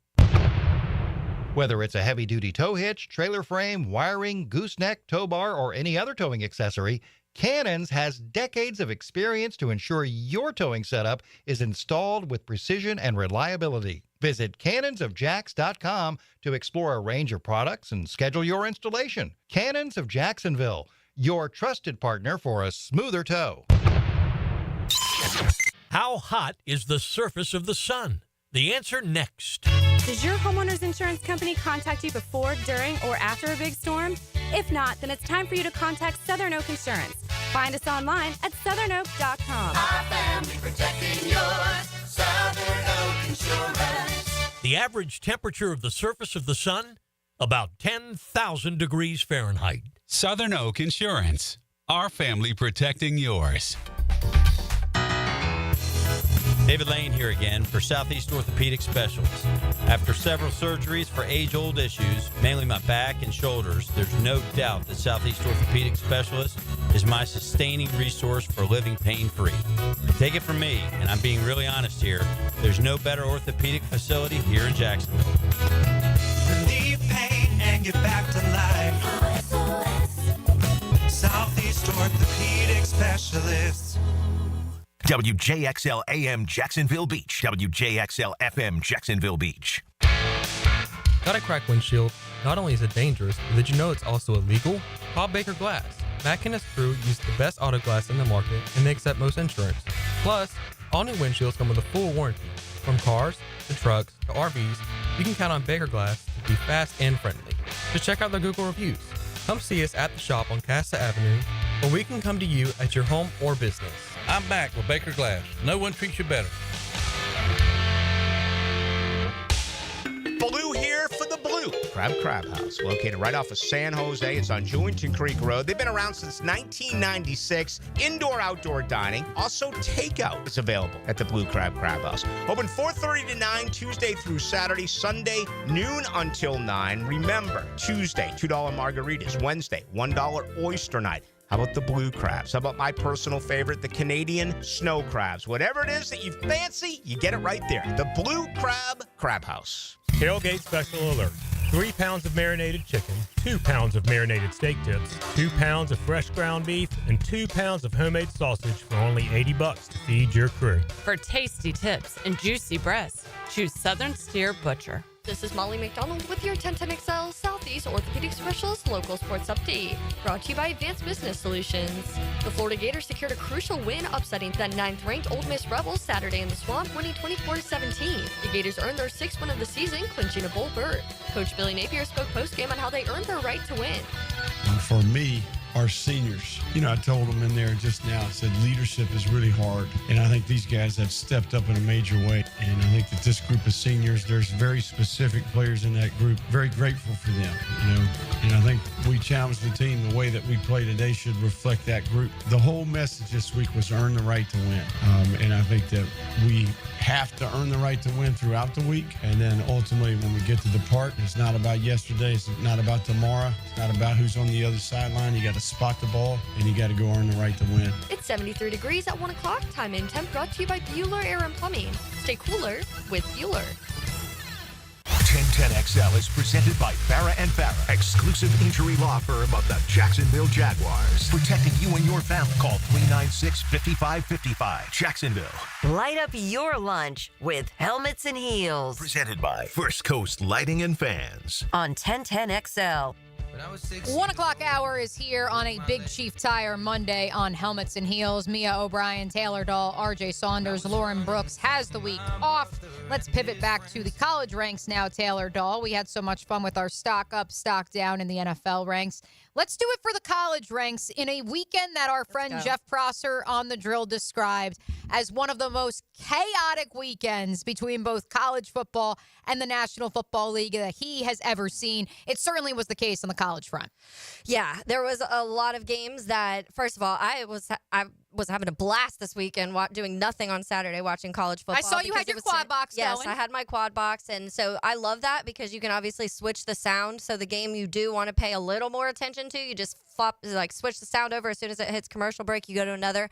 I wish they let me design it how I wanted it because they'll give you options, and I kind of want to be like, I want these 4 games, and it wasn't letting me pick the 4 exact games. YouTube, Google, if you're listening, I know you are, big brother. It has to be coming at some point. Well, I mean, it's the obvious thing, and to just be able to be like, okay, which 4 games, and you get to customize your little thing, or even if you want 2, because it doesn't let you do 2, and I want 2, and I don't know. Anyways, I'm being picky. The quad box is fantastic. So if we're doing we just did for our NFL, our risers, our fallers for this last weekend. There's multiple fallers that I could say, I feel like. I feel like we should almost phrase this as what was your, I do want to hit. Most disappointing. I was going to say, what was your favorite, what was the best game of the weekend? What were the biggest games for you that when you look back, you're like, yep, that was a banger, that was a banger. Yeah. Okay, well, I will say that I think there was some that I just wanted to be so much better too. I was so hoping that Ohio State and Indiana game was better than what it was. But I was just more so because I was going to say, I feel like me personally for not liking this team whatsoever, it was absolutely wonderful seeing Alabama go down to Oklahoma. I was going to say that for me is the biggest surprise of the weekend. I don't think it's a surprise after seeing what Kansas has done the last 2 weeks. Yeah. That at home they're just like the Big 12. Let's make things chaotic. Killer. They're the giant killer, and I know they weren't at home. I know they were playing at Arrowhead, but that wasn't a surprise to me. Yeah. Auburn, A&M. The moment you saw that on a piece of paper, you knew it was going to be a weird game. Not a surprise. Yeah. Kenny Dillingham, as Dalton Wasserman brought up to us, has been perhaps the coach of the year nationally. in Tempe at Arizona State. That's not a surprise to me. The biggest surprise is Kalen DeBoer's Alabama team going down to an Oklahoma team that so many had left for dead. Yeah, that had 68 passing yards, by the way, and they still won 24-3. And that, to me, it's been a conversation all year of Alabama and how quickly are people going to be in the panic mode. And we talked about it a few weekends ago that they already were. But Jalen Milroe, the kind of like roller coaster that his college career has been, because we obviously saw him get benched last year. He comes back in, has this second half of the college football season that was insane. Started that way the first few games of this year, and then we've seen games like this where he goes 11 for 26, 164, and 3 interceptions. It's just against Oklahoma, and this was a game that everyone kind of has on their list of the major disappointments of this year. And so I think that one is one that we'll talk about, because I do think that obviously is majorly affecting Alabama's, because they're out. Yeah, they're done. Like, there's no way you're getting around that. Which I don't know if you're Kalen DeBoer. Like, look, ultimately he can make the argument that it's year one. He's trying to get his guys in. He's trying to get the guys who stayed to buy into the system. Jalen is still a raw talent. That's not going to fly in the state of Alabama. No. And so I think we are in for a fascinating offseason. I don't think he's going to get fired. I don't think he should be fired. But I do think the seat is warm in Tuscaloosa, which is crazy to say for a guy who got there less than 365 days ago. Yes. I think a couple of the other games that really stood out to me, and Dalton Wasserman mentioned this one, the Penn State-Minnesota game. I think told y'all, there's just free money, plus 11. It was free. It's wild, and there's nothing that they can really do right now, because Penn State's going to stay in it. And when you look at them barely beating Minnesota, most people would say they don't deserve to be in the college football playoff. But Arizona State, that was a fun one. And if you watch that game, I mentioned I love their end zones during the Arizona State painted. You mean I thought you were referencing the end zones at the very end of the game on the final play that had people standing in the end zones waiting for the final play to take place. That game was a blast, and it was fun down to the final seconds. And I think when you're watching when you have college football on, those are the games that are most attractive to you, especially if you don't have a dog in the fight. So those three were probably my favorite games outside of obviously Notre Dame winning. But that one, I honestly felt a little bad. I was like, man, let's ease it up a little bit. And there was like third string guys out on the field, and they were still just dominating. But I think that Cole Thompson, who we had on last week, Mia, and who I addressed his Notre Dame hate, and he texted me, he was like, okay, you guys are good. They're in. And I was like, thank you. They're not the team that lost to Northern Illinois. Definitely not. Same names, a different team. I do want to note from the Arizona State game, Cameron Scatabo might have had the best touchdown celebration we have seen in the NFL or college football this year. I didn't see it. Oh, so he scores. He goes running up to the fans in the way that Sun Devil Stadium, or I know it's got some new sponsorship name on it. I'm still going to call it Sun Devil Stadium. And they had the throwback helmets on, so we're calling it that. He runs over to the fans that are like standing there at like the table, so to speak, things. And he just grabs a football, grabs a marker, and starts signing and autographing I love things. that. And yes, he did receive an unsportsmanlike penalty. Kenny Dillingham tried to wring his neck out and was not very happy. But Scatabo has been such a fascinating story out there in the desert. He has over 1,200 rushing yards on the season, 14 tutties. I tweeted it out, and I stand by it. For those of you who became fans of Cody Schrader with Mizzou last year, look, not just because they're both journeyman, pop out of nowhere running backs. It's the Spider-Man meme. Yeah. That is the vibe I get with Arizona State. I see a Mizzou team from a year ago that everyone had written off, just like as Pete Prisco has documented. Everyone wrote his alma mater, Arizona State, off. And by the power of this transfer veteran running back, that team has caught lightning in a bottle. I do want to give you two risers for me. Yeah. One is an individual player, and I bring him up in light of the Jalen Milroe experience we saw on Sunday. Carson Beck bounced back. I know it's against UMass. I know you don't want to hear this, but he did take care of the football. He threw 4 touchdowns, an average of 9.6 yards per pass. That is what we were told this Georgia offense was going to be. And I understand he doesn't have the skill players and the wide receivers that many thought he would. He does still have those tight ends, though, who were supposed to reload, not rebuild after the departure of Brock Bowers. And I think they finally started going back to those tight ends over the last 2 weeks. I know Oscar Delp only had 1 catch, but I do think Georgia is starting to find its footing. And ultimately, when you look at their 2 losses I know Ole Miss just lost to Florida. However, when you look at Georgia's 2 losses in the context of Alabama losing to Oklahoma, Alabama losing to Vanderbilt, Ole Miss losing to Florida, Georgia's losses do not compare to those other outfits in the SEC that are in the playoff hunt, so to speak. And by the way, the theme of the day, Mia, is running the ball. They had 136 yards on the ground with Nate Frazier, and that's exactly what we were also told that this Georgia offense was going to be. And so it is refreshing, even though opponent, yes, but it is still refreshing to see their offense function the way that you believe they could.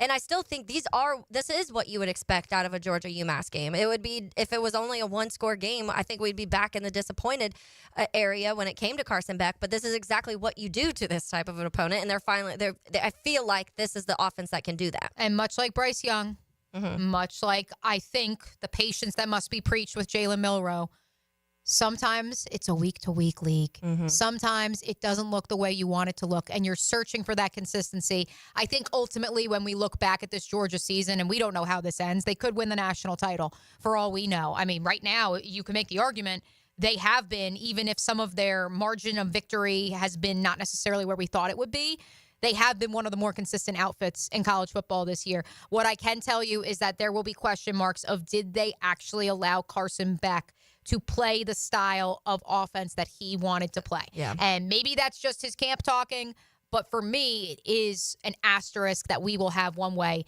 or another. Another team that I think we need to pay much more respect to, the SMU Mustangs. Yes. Outside of their 18-15 loss to BYU, who I know has now lost in consecutive weeks, outside of that loss, they have not scored less than 4 touchdowns in a ball game this year. Oh, my goodness. They have scored a minimum of 28 points. I know there's plenty of college football teams and NFL teams that would die on the vine for that right now. Oh, definitely. And that's where I think even if they are to lose to Miami, Clemson, whoever it may be in the ACC championship game, you'll still see scoring. I think the Mustangs have more of a case than many to advance into the college football playoff field.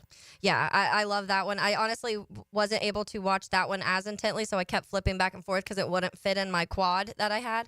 But, yeah, I think that's one of the storylines that we have to talk about, and we've had the conversation about that conference in general a lot and what it's going to look like at the end. And it seems like they're kind of paving their way to be like, hey, we're here. Like, don't just dismiss us. Right. I know we talked about the Florida Ole Miss game a little bit, but I just did want to say that I feel like that was on Lane Kiffin. There was so many moments, like the 4th and 1 multiple that you have inside the 10, or I think it was on the 10 and on the 11.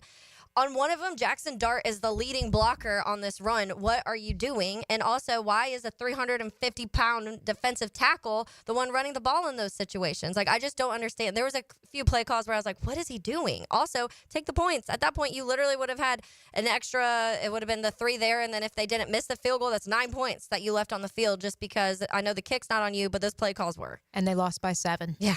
Just file that away. Yeah. File that away. One of my losers of the weekend, stock down, the Rutgers Scarlet Knights. And no, I'm not referring to the basketball operation, which is also stock down, was not given a spot in the Mo Bryan AP Top 25 ballot this morning after losing to Kennesaw State. Go Owls on the road in Georgia yesterday.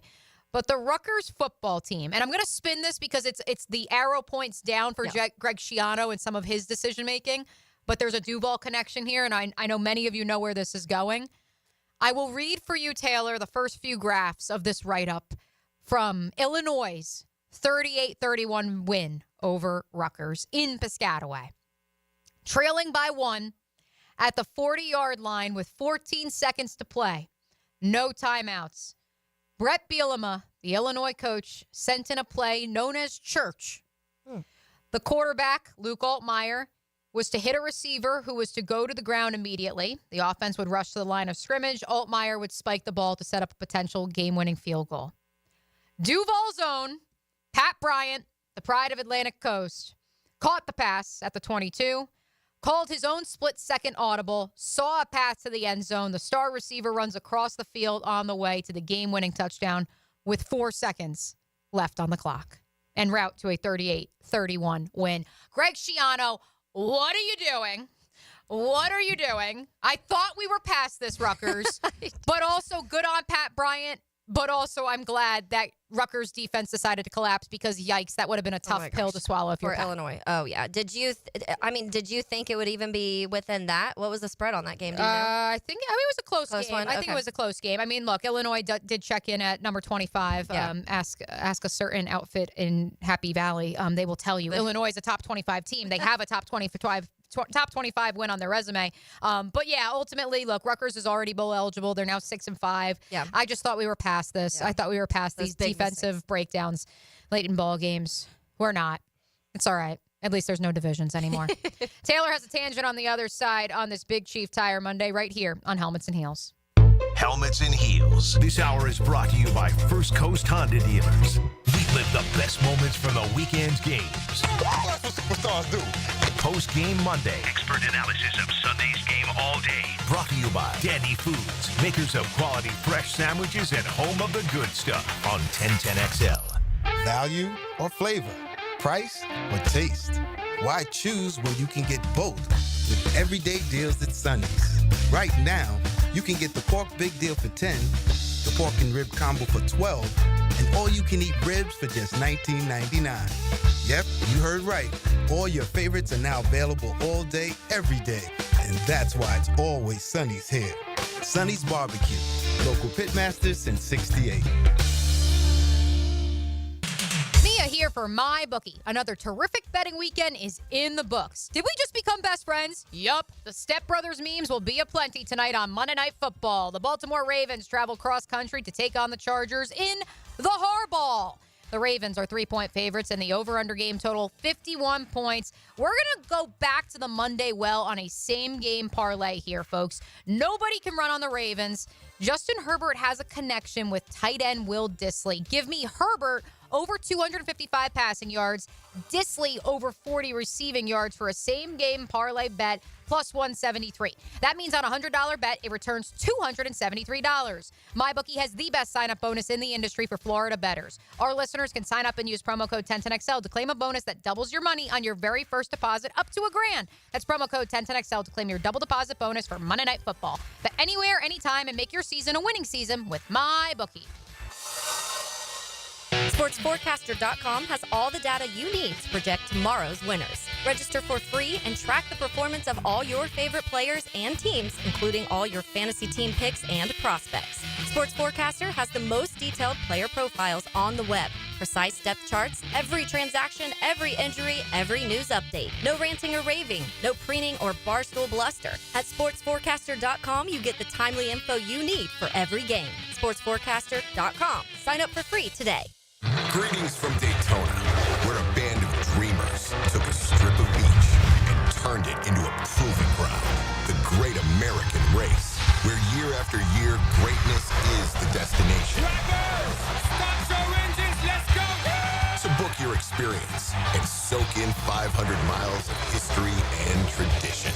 The Daytona 500, February 16th, 2025. Secure your seats now at Daytona500.com. It's a Big Chief Tire Monday on Helmets and Heels. Grab your lucky spot on the couch, because traditions make Sunday easy to enjoy. Bud Light, easy to Sunday, easy to enjoy. Bud Light is the official beer sponsor of the NFL. Enjoy responsibly. 21 plus. Copyright 2024 Anheuser-Busch. Bud Light Beer, St. Louis, Missouri. Blue for Shinatri Chiropractic. They've helped me get rid of my headaches and pain in my neck and back. Are you suffering from an auto accident? What about TMJ pain? Headaches associated with jaw clenching, grinding of the teeth, or stress-related disorders? Shinatri Chiropractic has a physical therapist on staff for rehabilitation, quality chiropractic care, dry needling, massage, and acupuncture. Call 743-6700 or go to ShinatriDC.com. Post-game Monday on 1010XL is brought to you by Dandy Foods, makers of quality fresh sandwiches and home of the good stuff. When you're injured, you probably have more questions than answers, and all you really want is to feel better. This is Joe C., and I certainly can identify.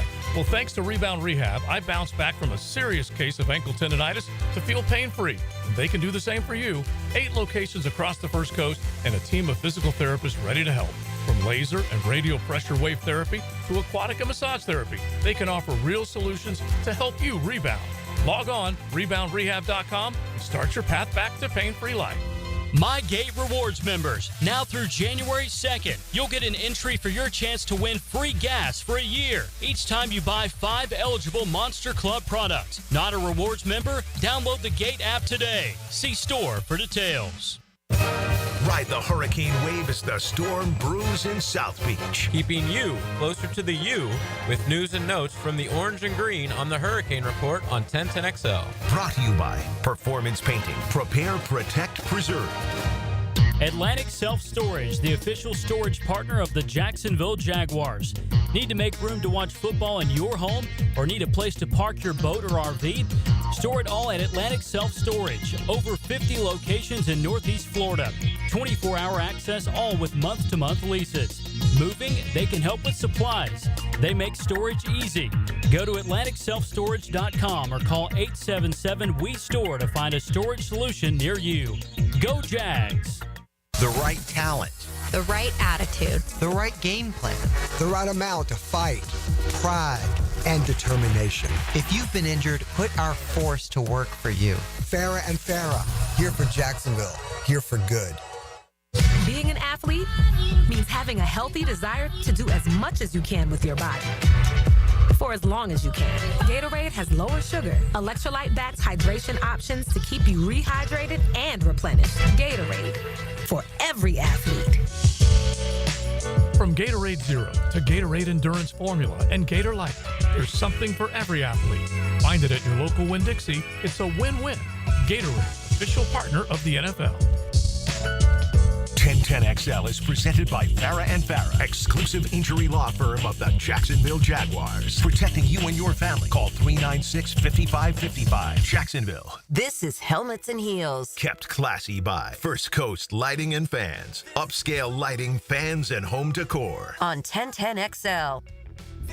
1 o'clock hour rolling on here on a Big Chief Tire Monday. Speaking of rolling, that is what our friends at Big Chief Tire do. You can check out WeKeepJacksRollin.com for a whole lot more. Right now, let's check in and see what's bugging Taylor. Now, Taylor's Tangent, served up by Chick-fil-A on 1010XL. Let's give away some Chick-fil-A to start off lunch like on the ladies' lunch for 2 to Chick-fil-A. Give us a call at 641-1010. Let's say caller number 3. We have the next edition of the Harbaugh Bowl. A Harbaugh. The Harbaugh tonight as the Ravens and the Chargers take off. Obviously, 7-4 Ravens, 7-3 Chargers. The Ravens that have the game back behind the Steelers for the AFC North. The Chargers 3 games back from the Kansas City Chiefs for the AFC West. Both look like they are in prime position to make playoff runs, but obviously a game like this really tells you how a game or what a team really is. And I think that a lot of people are shocked by the Chargers, not so shocked about the Ravens, but the Ravens coming off of a couple losses recently, I'm sure are wanting to see their team with the win tonight at the Chargers. But going back to the Harbaugh Bowls. So we'll go to some of their previous matchups. November 23rd, 2011 in Baltimore on Thanksgiving Day. John Harbaugh's Ravens defeated Jim Harbaugh's 49ers 16-6. Very defensive game, obviously. There was only 1 touchdown in that game with Joe Flacco leading the way to that victory as the Ravens beat the Niners that day. It was an interesting game because when you read about the stats, the San Francisco defense that day didn't have a single sack or a turnover, and that was kind of what they were known for that season. They were 9-1 coming into that game, and the Ravens were 7-3. So it seems like that is a similar storyline as to what we're seeing this year. And then obviously February 2nd, 2013 in New Orleans, Super Bowl. John Harbaugh's Ravens defeated Jim Harbaugh's 49ers 34-31. I'm sure we all remember this one. The lights went out. Yeah, the lights. Beyonce. Yeah, the lights went out. It was like the jokes of Ray Lewis shot the lights out. It was it was one of those games. It was Colin Kaepernick versus Joe Flacco. That was an interesting one too. But it was a really good game. That was a really fun Super Bowl. So I remember at the one point because Jacoby Jones had he went 108 yards for was it a kick return or punt? I can't remember which one, but he went 108 yards for a touchdown, and then the Ravens ended up winning that one. And so when you go back that game, Flacco ended up with 287 passing yards and 3 touchdowns with 0 interceptions. He obviously got the MVP that year. And then the 49ers, Colin Kaepernick passed for 302 yards and a touchdown, a rush for 62 more yards and another touchdown on the ground. Frank Gore, legend Frank Gore, carried the ball 19 times for 110 yards, leading all rushers that game. That was a really, really fun Super Bowl. That was also Frank Gore, noted Jaguar, pride of the Jaguar inductee. Frank Gore. Yes, Frank Gore. Yes, Frank Gore. Gore. That's what I said. Yes. Absolute legend, Frank Gore. So they were saying, in addition to, it's the Harbaugh Bowl, the Super Bowl was also known as the Blackout Bowl, as the Superdome lights went out for 34 minutes in the third quarter. In addition to it being a surreal experience, the blackout also shifted the momentum to San Francisco, as the 49ers made it a close game after the lights went out, because before that it looked like the Ravens were just going to dominate. So we get another one tonight. What are your feelings on the game tonight, Mia, the Ravens at Chargers? Yeah, so the line has shifted since I gave that MyBookie line just about 5 minutes ago. The Ravens are 2.5-point favorites, so money is coming in on the hometown Los Angeles Chargers, Taylor. I think that, and we've talked about this ad nauseum, we expected Jim Harbaugh to build this thing his way, whether you agreed with it or not, drafting Joe Alt with the 5th overall pick and insisting that he was a weapon as well, just like a wide receiver, just like a tight end or a running back would be. That is so Jim. And I think what you also saw, and I'm most fascinated to see if it continues long term, the idea of they took this thing, Press Taylor, I hope you're listening, they truly took this thing down to the studs on both sides of the ball. They kept so many of the playmakers, whether that's the quarterback, whether that's Joey Bosa, Khalil Mack, Derwin James. They did not say goodbye to those marquee free agents. And I think how the Chargers built this thing is going to be a shining beacon of light for so many this offseason in the National Football League, because they kept the players. They changed the identity.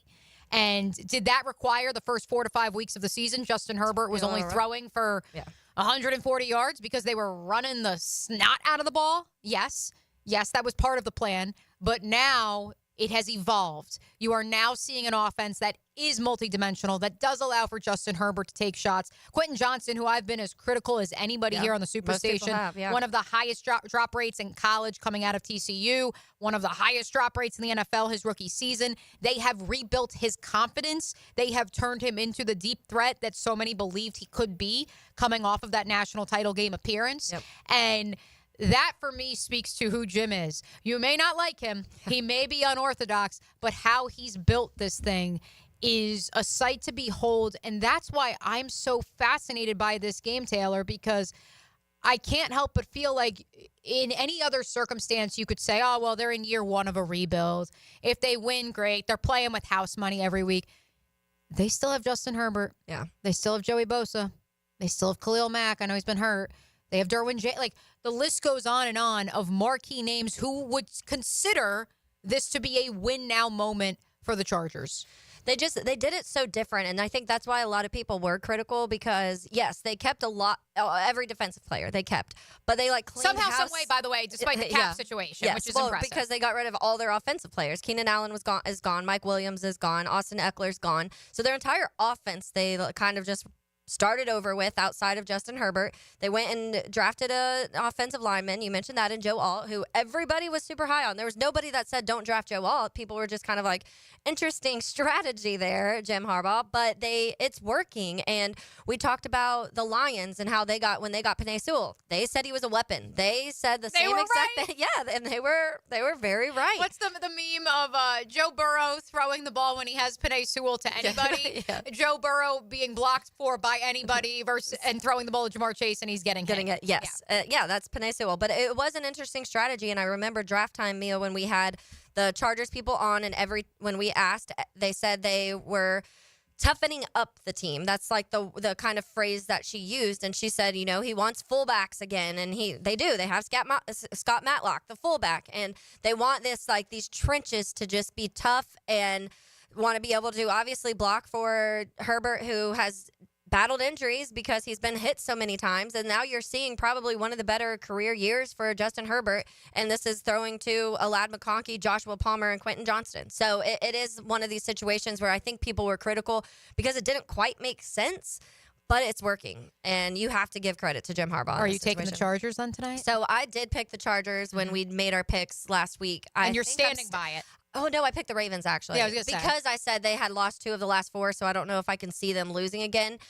I would not be shocked whatsoever, though, if the Chargers end up winning. Like, I think the Chargers are playing really good football right now. I just think the Ravens are at that point where they know, like, they have to win. Like, they're getting to that point where if they want to win their divisions, which they thought they were going to easily win the division, and maybe outside of if the Bengals were able to stay healthy and even healthy aren't winning. But I would not be shocked if the Chargers won this by 10. After seeing the final score between A&M and Auburn on Saturday, after seeing the final score between your Bears and the Vikings in overtime yesterday, I would be hard-pressed to not look at this minus 2.5-point spread in favor of the Baltimore Ravens and say this is ending in a field goal one way or another. Yeah. So I'm sticking by the Ravens just because I agree with you. I think there's more of a sense of urgency, the idea of trying to get the number 1 overall seed. I mean, I don't think you're going to dethrone the Chiefs, but at the very least, securing the division, securing home field advantage, being in a playoff race. Not that the Chargers are not, but I do think it's a different situation for both teams. And I think the Ravens are trying to make their stake that while the Chiefs may have a better record than us, we're the best better football team. Correct, in the National Football League. One more segment to go here on a Big Chief Tire Monday. We'll cool things down when we return here on Helmets and Heels on 1010XL and 92.5 FM.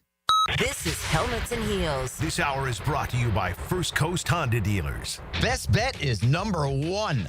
That's right. Best Bet Jacksonville, Orange Park, and St. Augustine have one-card poker, the fastest and easiest card game to learn and play.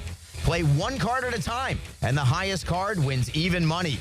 If the card values are the same, it's time for war, just like the game you remember. You must be 18 years or older to play. Learn all the games at bestbetjacks.com. That's bestbetjacks.com. Mia here, the holidays are around the corner, and the last thing you want is a septic emergency. Call Duck Duck Rooter and schedule your septic tank pump out or full system inspection today before Grandma and Uncle Eddie come to town. That's Duck Duck Rooter at 904-862-6769. Don't let a septic disaster be the highlight of your holiday dinner. Visit duckduckrooter.com or call today, 904-862-6769.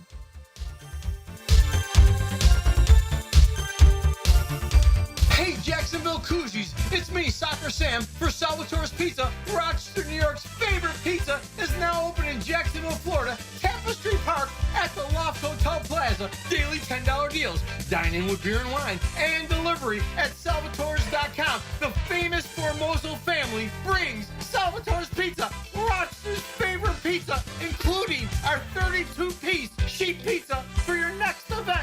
Go with me, baby. Salvatores.com.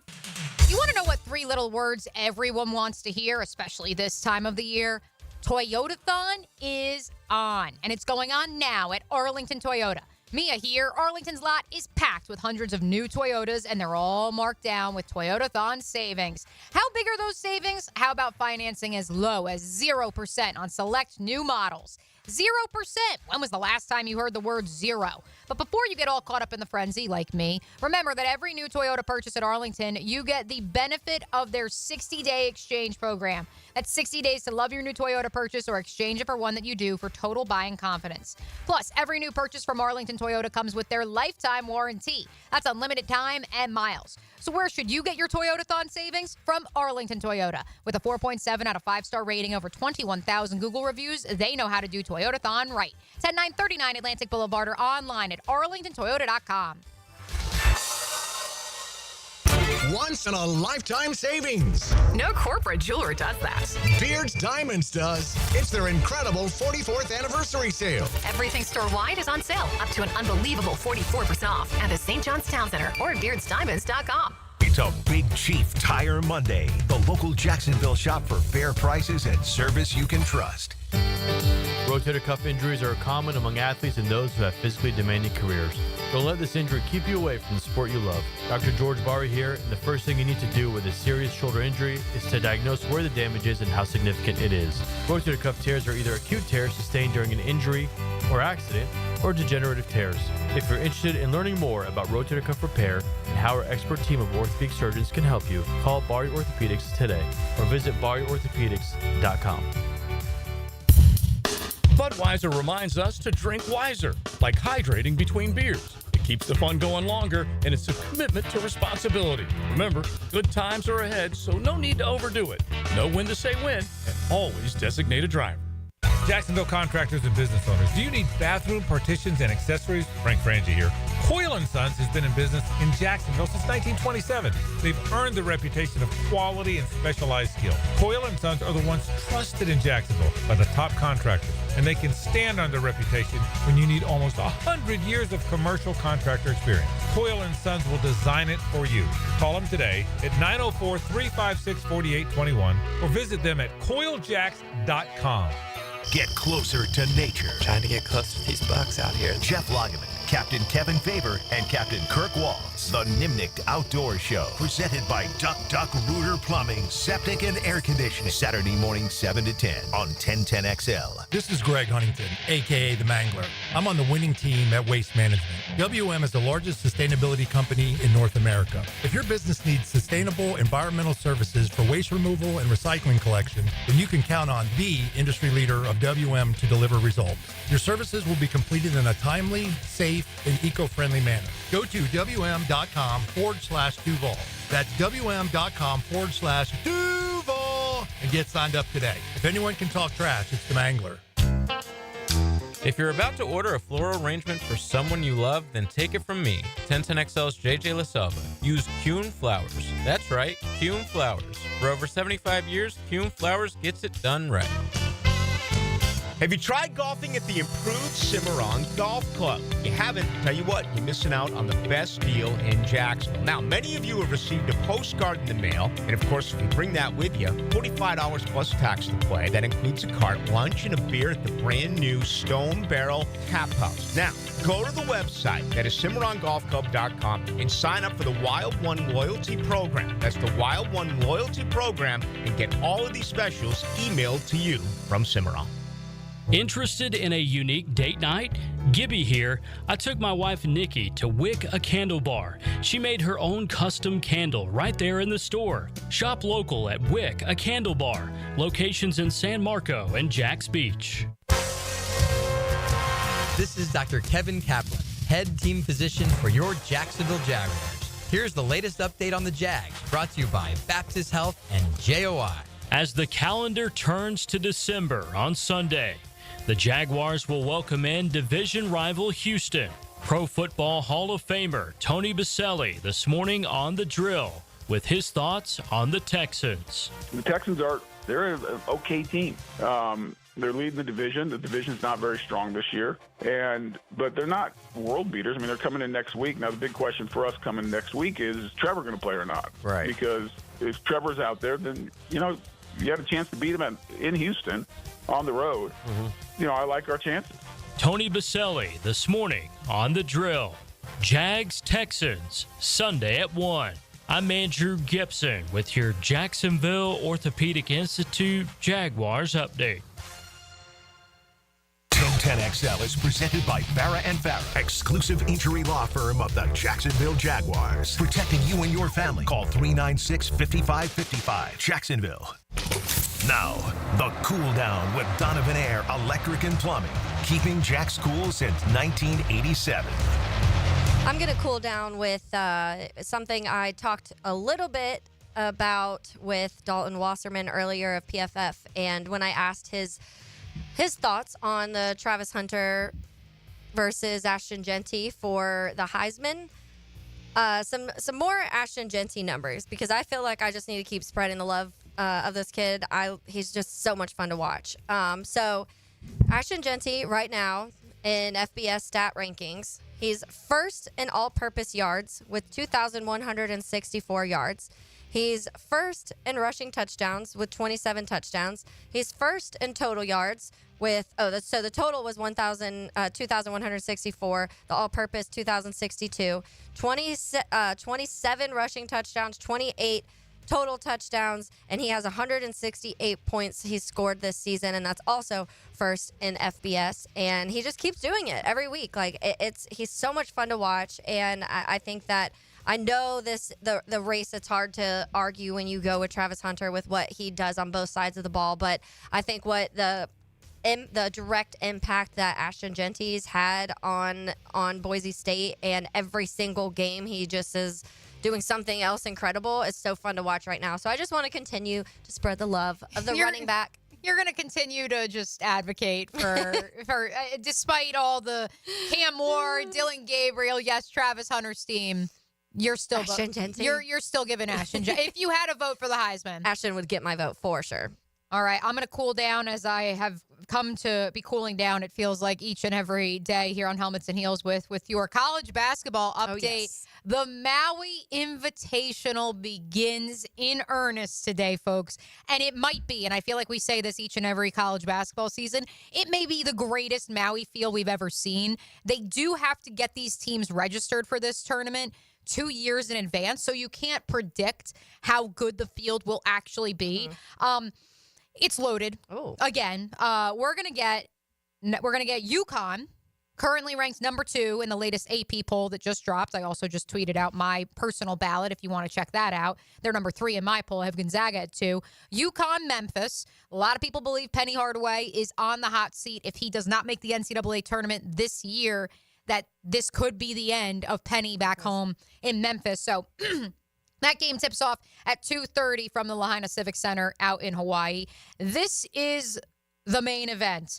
Auburn, currently 4th in the AP poll, will play 5th-ranked Iowa State, 9 o'clock tonight on ESPNU. So if you are a multi-TV setup person, if you like having multiple setups at your home or throughout your home or throughout your living room, make sure your second screen is on this basketball game because it is sure to be a dandy. Auburn currently a 3.5-point favorite, and so I'm going to be locked in on that one. We also have North Carolina, Dayton in the nightcap coming up at 11:30 as well. And so the Lahaina Civic Center, of course, suffered damage during the wildfires that happened in Hawaii last year. It's back. It's up and running.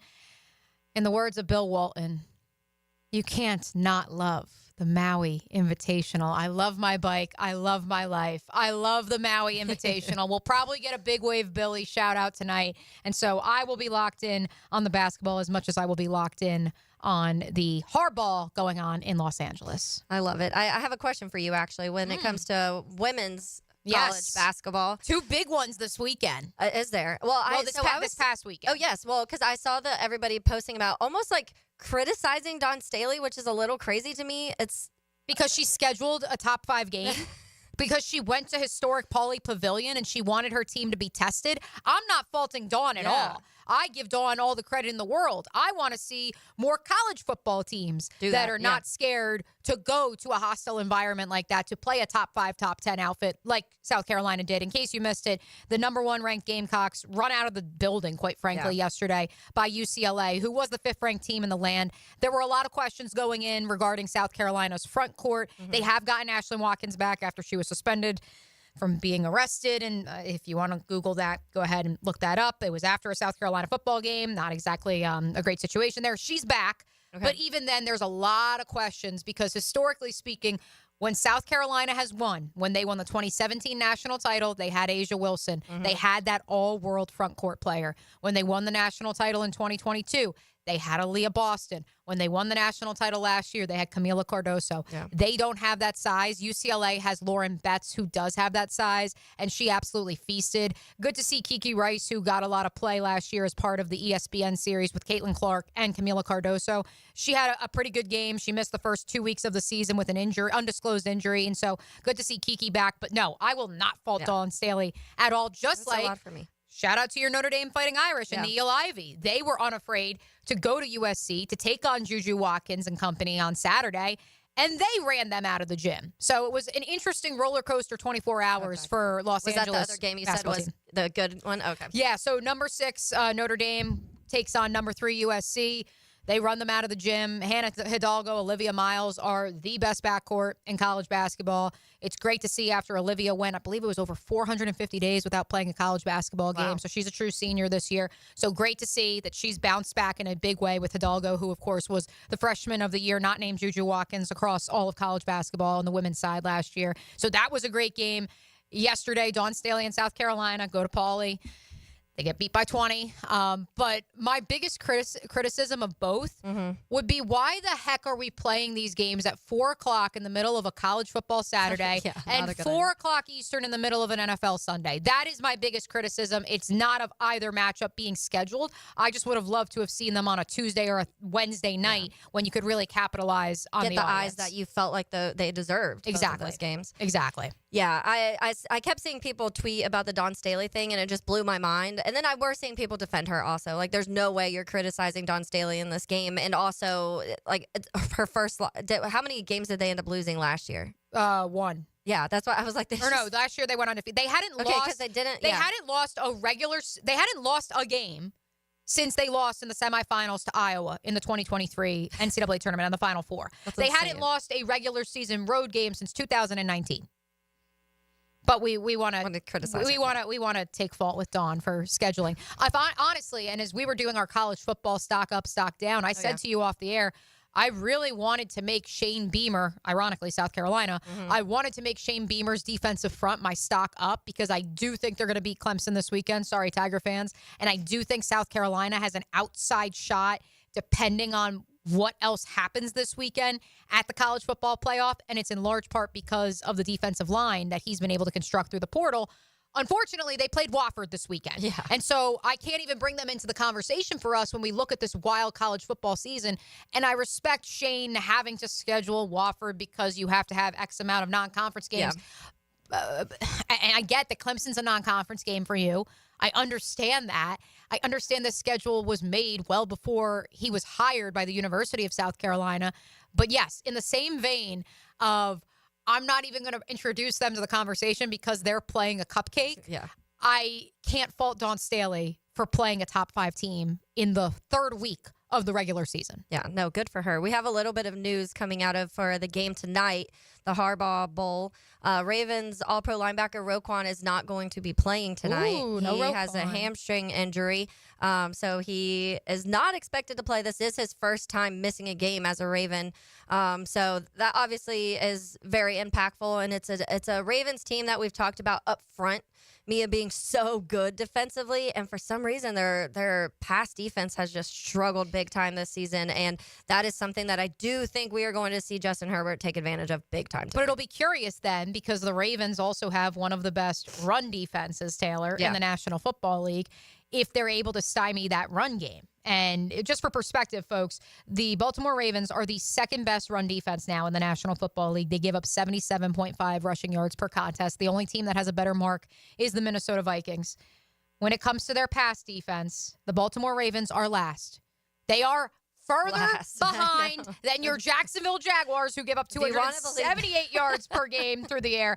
The Ravens give up 284. So crazy. And I don't know why. Zach Orr, once upon a time, was a part of the Urban Meyer regime here in Jacksonville. Yeah. He is a first-year defensive coordinator. I think because of everything else going right in that ecosystem, they've had to largely just say, all right, we got to just... fine. Like, we can... He's we learning. Can do without. We're going to take our lumps. But at some point in time, yes, it will come back to haunt them. But I want to see what Justin Herbert is able to do if he cannot have an efficient run game to aid him through the air. Yeah, and I think that that will be an interesting storyline, because it's pretty much going to probably be the story of forcing Justin Herbert to throw, because they're not going to be able to run the ball very much. But with that pass defense, how much can Ladd McConkey and him be able to take advantage of that? But I do think there are areas where the Chargers have still leaned on that. We talked about it, the fullbacks and running backs, and being able to kind of be those when it's in the short yardage. And Ravens don't let that go very easily. Yeah, it'll be curious to see what they look like, though, without Roquan Smith. Again, in case you just missed it, he is out for tonight's Harbaugh in Los Angeles between the Ravens and the Los Angeles Chargers. I'll leave you with this quote that was just sent to us on the text line designed by Lifetime Enclosures from Billy Napier's Monday presser. He was asked to comment about Mike Norvell and Florida State's season. Quote, "I've got my own grass to mow. My yard is big. It's got a lot of weeds in it. We're trying to get the Florida Gators better. That's my focus." Good for him. Because he was, I tweeted this 2 months ago. They were booing his DUI ad at the Swamp, and now it's like completely flipped. So he's been in that seat. He's been in that things aren't going good. You're on the hot seat. And I don't even know, the Florida State just in the position they're at sucks because it's just, they just gave that man such But I think that's the nature of where... I think the buyout's like $65 million is what I read. This is where college football is headed, though. Yeah. Because if Mike Norvell strikes gold in the portal this offseason, and if Luke Cromanhook continues to develop, which he had a pretty nice showing against, I know, Charleston Southern, but still, he got to break the rock on Saturday. If he continues to develop and they can actually hit in the portal, you can see these things flip. And I think you're going to see that not just in Tallahassee, but across all of college football. Our thanks to Dalton Wasserman of PFF for joining us earlier in today's program. Our thanks to the Heeligans for chiming in on the text line designed by Lifetime Enclosures. We will be back same time, same place tomorrow. For Taylor Dahl, for RJ Saunders, I'm Mia O'Brien. This has been a Big Chief Tire Monday. We will catch you tomorrow.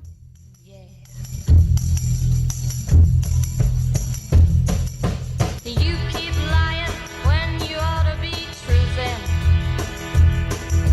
And you keep losing when you ought to not bet. You keep saying when you ought to be a-changing. Now what's right is right, but you ain't been right yet. These boots are made for walking, and that's just what they'll do. One of these days these boots are gonna walk all over you. This hour of Helmets and Heels is brought to you by First Coast Honda Dealers.